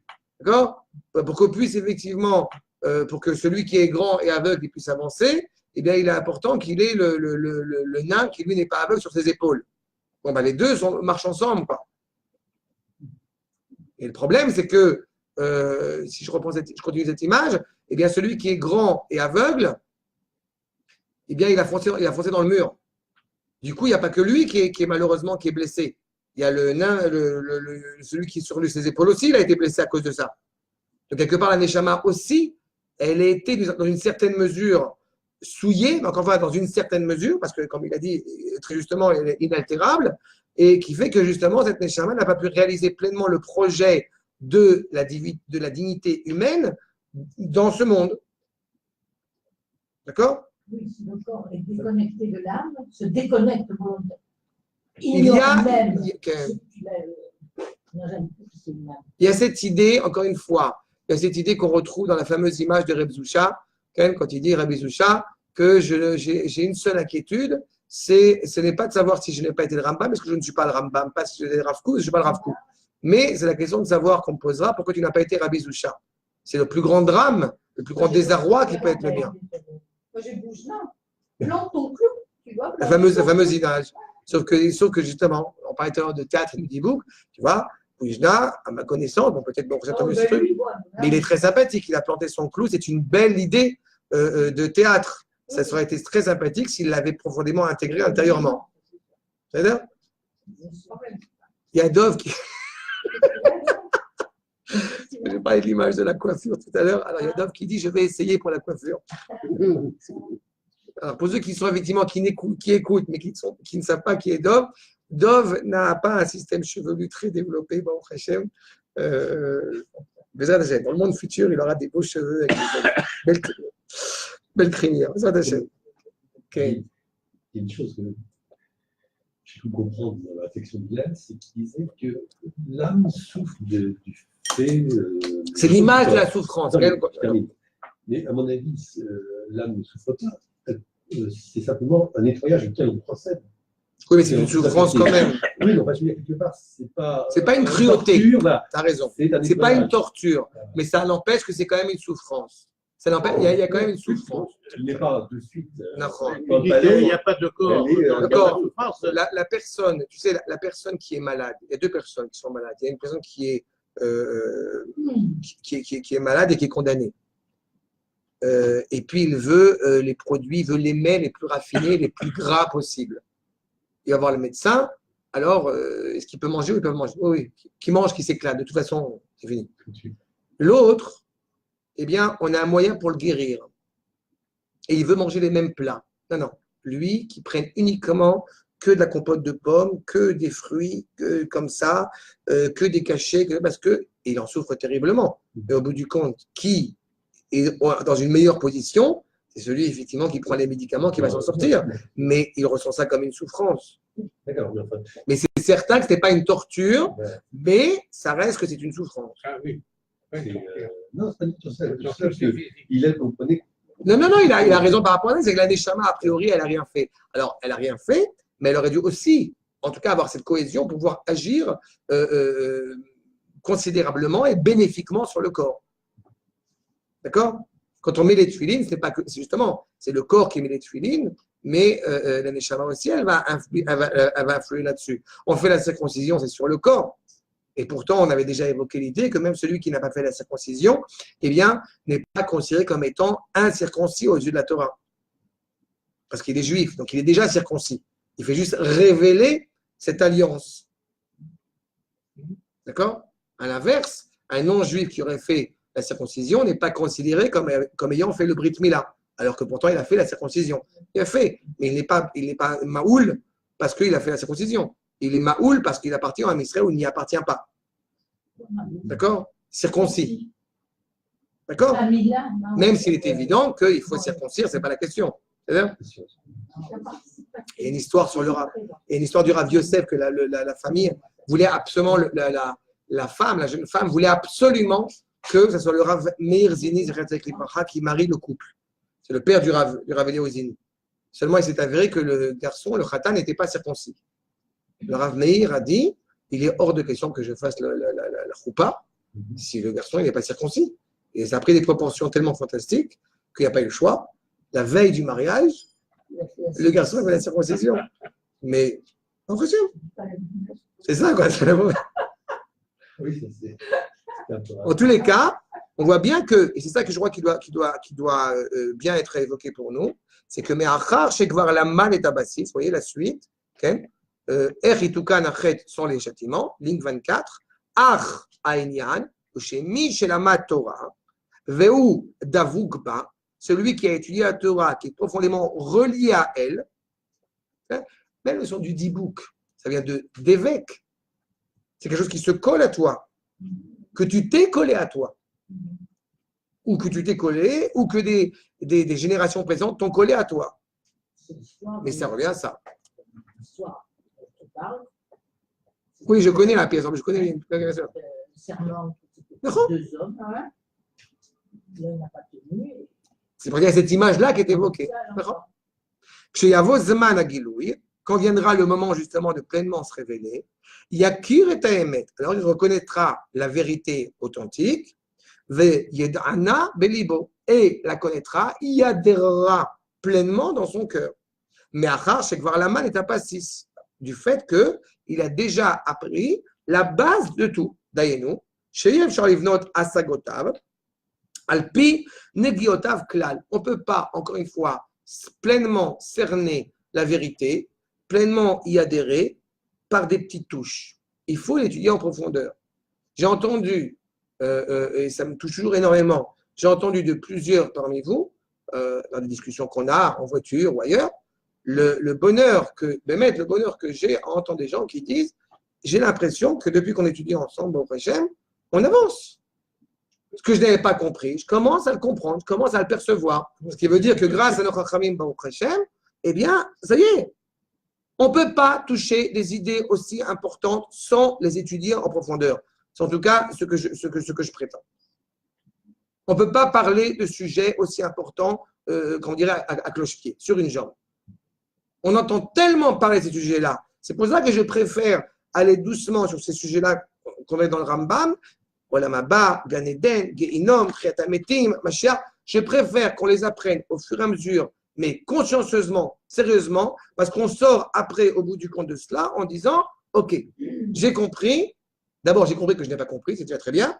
Et ensuite, j'ai compris que c'est quelque chose qui est profondément sérieux et cohérent. Et pas, encore une fois, juste quelque chose pour m'effrayer, juste quelque chose comme ça, des allusions du cœur. Non, c'est quelque chose que nos Chachamim, eh bien, y ont consacré du temps. Et encore, je vous dis, parce que même en disant qu'on a quand même déjà fait 3 cours, et de toute façon, on n'aura pas fini, parce que je me rends compte que pour ça, on n'a pas fini, c'est pour ça que je prends mon temps maintenant, de toute façon. Mais ce n'est pas exhaustif. C'est-à-dire, je ne vous ai pas ramené, j'avais encore 10 feuilles de sources que j'aurais pu vous ramener. Le Nefesh HaChaim, le Shem Ishmael dans la Chassidut qui en parle aussi. On a encore beaucoup de choses qui arrivent. Et tous, au bout du compte, vont dans le même sens.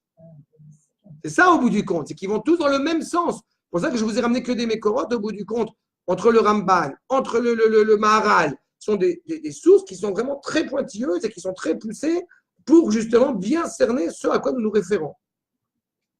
D'accord? Arsham.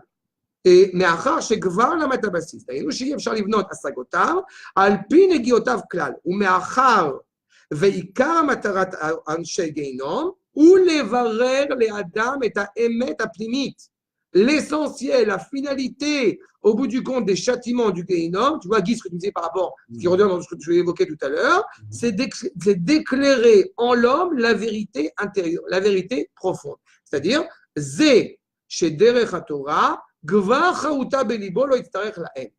qu'au bout du compte, il sera tellement animé, il sera tellement attaché à cette vérité, à cette liberté en son cœur, qu'il n'aura plus besoin d'aller chercher ailleurs. Parce qu'il l'aura trouvé. Donc on n'est plus dans la quête d'existence, parce que je possède l'existence. Pourquoi? Parce que Kadosh Baruch Hu me l'offre. D'accord? La dernière Mishnah, justement, de la Mishnah qui est transmise, c'est justement qu'à la fin des temps, eh bien, Akadosh Baruch Hu donnera aux tzadikim la possibilité d'avoir. Yesh, le plus grand cadeau, c'est justement d'être, d'exister. Donc on est relié à cela. D'accord? Et c'est le rôle du Gehinom, c'est de nous amener au bout du compte à cette perfectibilité, à cette. Voilà. Et je vous le dis, mais on va, de toute façon, c'est pas grave, pour la Makor numéro 3, on reprendra, parce que je vais quand même dire quelque chose rapidement sur la Haftara, mais ce n'est pas un hasard, vous voyez, encore une fois, si Rouhani, c'est relié à Rechani. C'est-à-dire que d'être relié au bien, d'être relié à la force de la Torah, ça sent bon. Quand on amène des korbanot au Beth Amikdash, nichoach lachem, c'est agréable à l'odeur d'Akadosh Baruch Hu. À la vérité, mais d'un point de vue purement pachout, du vin, c'est-à-dire de la viande avec de la sauce au vin, franchement, Ah oui. parce que c'est yaïn, on met du vin aussi dedans. Non, dans les korbanot. Non, mais dans les korbanot, il y a du vin aussi. Ça veut dire que, encore une fois, c'est agréable. Quand l'image, je vous ai dit que c'est agréable avec le Baruch Hu, c'est-à-dire qu'il y a une réparation à travers le korban. Donc, dans la même idée ici, effectivement, de l'enfer qui est évoqué, c'est clair que l'enfer, justement, il a un vin thérapeutique en vue de réparer et qu'il y ait quelque chose qui soit agréable. Bon, je ne vais pas dire au nez d'Akadosh Baruch Hu, parce que ça serait un petit peu. Bon, mais vous avez compris l'idée. D'accord? Donc, l'enfer, il est clairement. Le Gehinom n'est clairement pas une finalité en soi. Il faudra qu'on essaie de voir Bezrat Hashem, ce qui va se faire la prochaine fois. D'abord, est-ce qu'on peut l'éviter? Il semblerait déjà, au vu de ce qu'on a vu aujourd'hui, qu'on peut tout à fait l'éviter. 2, on voit que c'est thérapeutique. Qu'est-ce qui se passe pour Israël? Est-ce que dans mon lien à Israël, parce que quelque part, c'est un petit peu de protection pour essayer. Et puis surtout, dans la mesure où eh bien, je suis amené, parce que je ne suis pas un tzaddik gamour, à passer par l'enfer, comment est-ce qu'on peut réparer? Comment est-ce qu'on peut adoucir cela? Tout cela est stratagème. Eh bien, on le poursuivra la prochaine fois. Je voudrais juste dire un mot rapidement sur la Haftara qu'on va lire cette semaine. On va profiter en même temps. Avant cela, est-ce qu'il y a des questions sur ce que j'ai dit? Oui. Non, il faut prendre de l'eau. On continue. Oui, on va continuer. Je vous dis, c'est pas grave si on continuera la prochaine fois. Mais... Le guinéen, tu me parles. La chose importante, c'est avant d'y aller. Je veux dire, c'est une mauvaise bretelle d'autoroute, si tu veux, que tu prends, mais tu as toujours le choix de penser, de dire tiens, je vais faire demi-tour et je vais essayer de réparer. C'est ça. C'est il y a pas de, c'est pas définitif. Le Baal HaTurim rappelle que Soulam, Gematria Sinaï. D'accord? Le Soulam de Yaakov. L'échelle. Alors, le Baal HaTurim, il rappelle que Soulam et Sinaï, c'est la Gematria. Et le Netivot Shalom, sur cela, rappelle un enseignement qui m'a toujours beaucoup marqué. Dans la vie, on monte et on descend de l'échelle.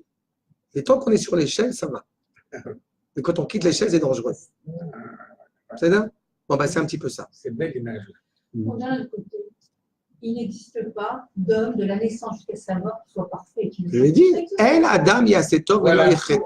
On l'a dit, il n'y a pas de tzaddik gamour. Comme disait Manitou, un tzaddik gamour, il est gamour. El Adam Yasetov Velo Yecheta. Il n'y a pas d'homme qui peut, justement, qui existe et qui peut ne pas avoir fauté. Mais quand on parle de ne pas avoir fauté, alors d'abord, il faudrait me dire Obe Machashava, Obe Maase, Obe Dibur, ou en pensée, ou en acte, ou en parole, mais ce n'est pas forcément un acte en acte. C'est-à-dire que quand on parle même du rapport à un homme parfait, entre guillemets, ce serait un homme qui serait animé à 150%, même dans la pensée, même avant de penser, même avant d'agir, même avant de parler, qui serait totalement, justement, authentique et cohérent vis-à-vis d'Akadosh Baruch Hu. Donc, ce n'est pas forcément un acte, ce n'est pas vraiment j'ai fauté, je ne suis pas volontaire pour fauter. Mais il est évident que je ne peux pas assurer, je parle pour moi, mais je ne suis pas non plus, je ne peux pas assurer qu'à chaque fois que j'ai fait une mitzvah, j'ai pensé à toutes les intentions du Harizal au moment où j'ai fait les mitzvot. Ce n'est pas shoot que non. Mais Akadosh Baruch Hu, encore une fois, il sait pertinemment qu'il s'adresse à des hommes. Mais vous avez des gens qui sont quand même malgré tout arrivés, bon, Hachem, pour ça que c'est un processus à chaque fois. Quand on parle à chaque fois d'Avraham, Yitzhak, Yaakov, dit dans leur grandeur, à la vertu de chesed, de gvura, de justice ou de vérité, il est certain que c'est un processus qui a été enclenché. Mais il ne faut pas oublier non plus que, je sais pas, Yaakov, il a été 14 ans à la yeshiva. Donc il y a une inclinaison. Puis il a grandi dans la famille d'Avraham et de Yitzhak, donc ce n'est pas n'importe quoi non plus. Donc c'est clair qu'il y a des implications qui sont derrière. On se construit du mieux qu'on peut. Mais Moshe Rabbeinu, c'est 40 jours, 40 nuits sans manger, avec comme Rosh Hashiva, Kadosh Baruch Hu. Oui, mais il a eu 80 ans. C'est là. Mais ça ne veut pas dire qu'on parle de lui, même dès sa plus tendre, dès son enfance, dès sa naissance. Quand on avait fait ensemble sur la naissance de Moshe Rabbeinu, on a vu que la maison était déjà éclairée parce que c'est Moshe. D'accord, il y a des inclinaisons. Donc on espère qu'on sait de faire. En tous les cas, ça tombe très bien par rapport à l'Haftara de cette semaine dans Yirmiyahu, où on voit un Nebuchadnezzar, qui est effectivement la Babylonie, qui va attaquer l'Égypte. Nabuchodonosor. Et justement, dans les versets qui précèdent la Haftara, alors on évoque l'idée que c'est ce qui est livré comme prophétie à Jérémie, et dans les versets qui ont précédé notre Haftara, on voit que Nabuchodonosor, on se demande mais pourquoi est-ce que l'Égypte est un ennemi aussi cuisant? Pourquoi est-ce qu'elle est, ça va tout à fait dans le sens des parachutes qu'on suit, puisque on est dans la sortie d'Égypte. Mais on se pose poser la question, quelle est la problématique de l'Égypte? Pourquoi il y a d'autres ennemis? Ils ont tous eu des rôles cruels à l'égard d'Am Israël. Mais l'Égypte, d'abord, c'est la matrice, c'est la mère de toutes les royautés. Mais quelle a été la faute la plus terrible? Quelle était la chose la plus terrible qui a pu apporter l'Égypte?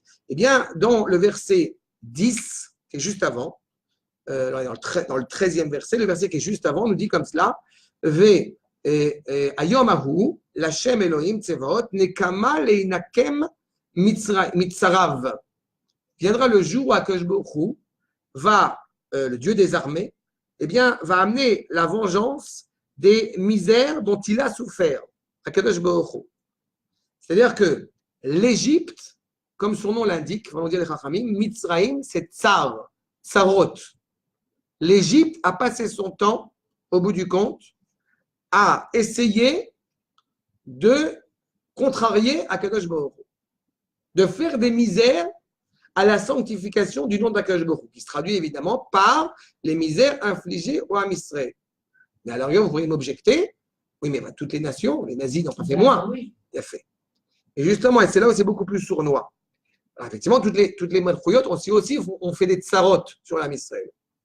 Mais la dimension première, d'abord, c'est que l'Égypte est un pays, par sa nature, grâce au Nil, qui vit dans une sécurité matérielle, dans une sérénité constante.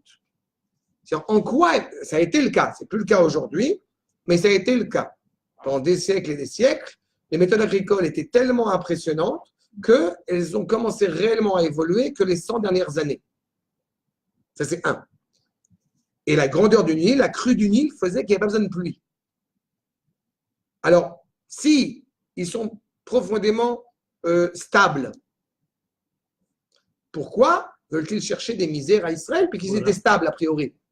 Réponse, et c'est pour ça que c'est un ennemi encore plus dangereux qu'on peut retrouver aujourd'hui sous beaucoup d'aspects dans la personnalité de Édom, dans la personnalité du monde occidental, c'est que ce n'est pas un ennemi, ce qu'on appelle en français, en hébreu, chaziti. Ce n'est pas un ennemi frontal. C'est un ennemi qui est beaucoup plus sournois.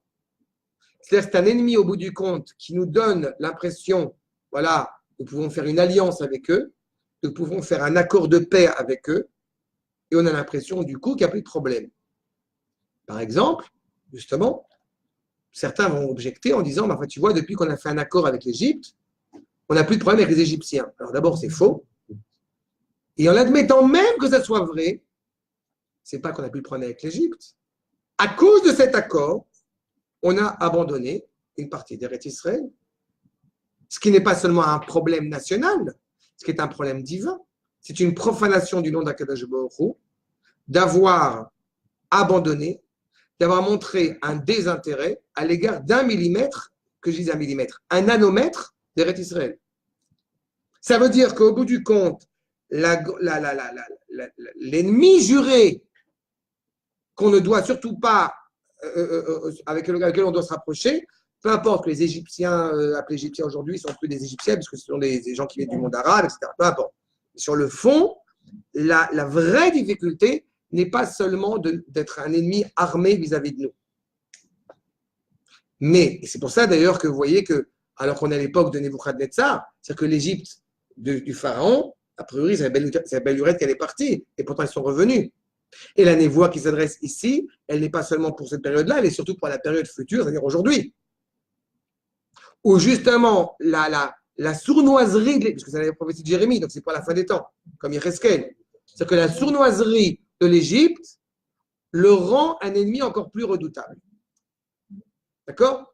Le monde de Édom, la dernière royauté, sa vraie difficulté, le vrai combat que nous menons, justement, n'est pas un combat frontal, n'est pas un combat où, voilà, on a un groupuscule de terroristes, on doit les affronter, et puis on a fini le problème. Non, c'est un ennemi beaucoup plus profond, parce que c'est un ennemi, et c'est ce qu'on reprendra par rapport à Esav. Esav sonnait les Yaakov, la dimension de Esav qui a une haine viscérale à l'égard de l'intériorité de Yaakov. C'est pas seulement j'ai une haine pour toi, je ne t'aime pas, parce qu'extérieurement je ne t'aime pas. Non. C'est-à-dire que même dans les périodes, dans les moments les plus, dirais-je, les plus tranquilles, les plus sereines qu'on pourrait avoir avec Esav, il faut toujours être méfiant. Il faut toujours être sur la défensive. Et la preuve, c'est que le descendant de Esav, c'est Amalek. C'est-à-dire que le rapport à l'Égypte ici, c'est ça. C'est que même si tu ne le sens pas, tu as l'impression qu'il y a une sécurité, une sérénité, une harmonie, eh bien, sache justement que son objectif final, c'est de l'Etzaer et Israël. Pourquoi justement Mitzarav? Pourquoi les douleurs justement d'Akadosh Baruch Hu? Parce que vous savez pertinemment que faire des misères à Israël, c'est faire des misères à Akadosh Baruch Hu. Ce qui se cache derrière justement n'est pas seulement au niveau du maintenant, c'est beaucoup plus grave que ça. C'est au bout du compte essayer de détrôner la grandeur d'Akadosh Baruch Hu. Et la certitude, et ce qui est quelque part très encourageant, c'est que justement notre Haftara se termine par Ve'ata al tira avdi Yaakov al techat Israël ki ineni moshiacha mirachok. C'est moi qui te libère, je te libère totalement les endroits les plus éloignés, les plus reculés. Ça, sur ça, il y a, puisque j'ai enregistré cette semaine, je l'ai évoqué, Merachok, à la fois physiquement et à la fois mentalement, tu peux être le plus éloigné possible. Sache que je te libère parce que je suis Akadosh Baruch Hu, c'est moi le maître à bord. Et même ceux qui vont prétexter être les maîtres à bord, eh bien, il viendra le temps où ils comprendront pleinement qu'ils ne sont pas les maîtres à bord. La preuve, c'est que le dernier verset de notre Haftara, Ata al tirav di Yaakov, ne crains rien, Neum Hashem, voilà la parole d'Akadosh Baruch Hu, qui itra ani, je suis avec toi, qui est chala bechol hagoyim, je supprimerai toutes les nations, Asher et Darticha, qui t'ont, au bout du compte, fait du mal, Shama, qui t'ont voulu t'emprisonner là-bas, mais Veitra, lo esechala, mais toi, tu ne disparaîtras pas. Veyasarticha la mishpat, venake, lo enakecha. Même si justement, en faisant la justice, eh bien, j'élimine tous ceux qui ont fait preuve de cruauté à ton égard, eh bien, toi, je ne t'éliminerai pas parce que tu es moi. J'ai envie d'ajouter les propos de Yeshayahu, parce que je t'ai créé pour moi. Donc, on a une certitude, Itra Ani, Itra Yeshayahu. Akadosh Baruch Hu est avec nous et restera pour l'éternité avec nous. Donc,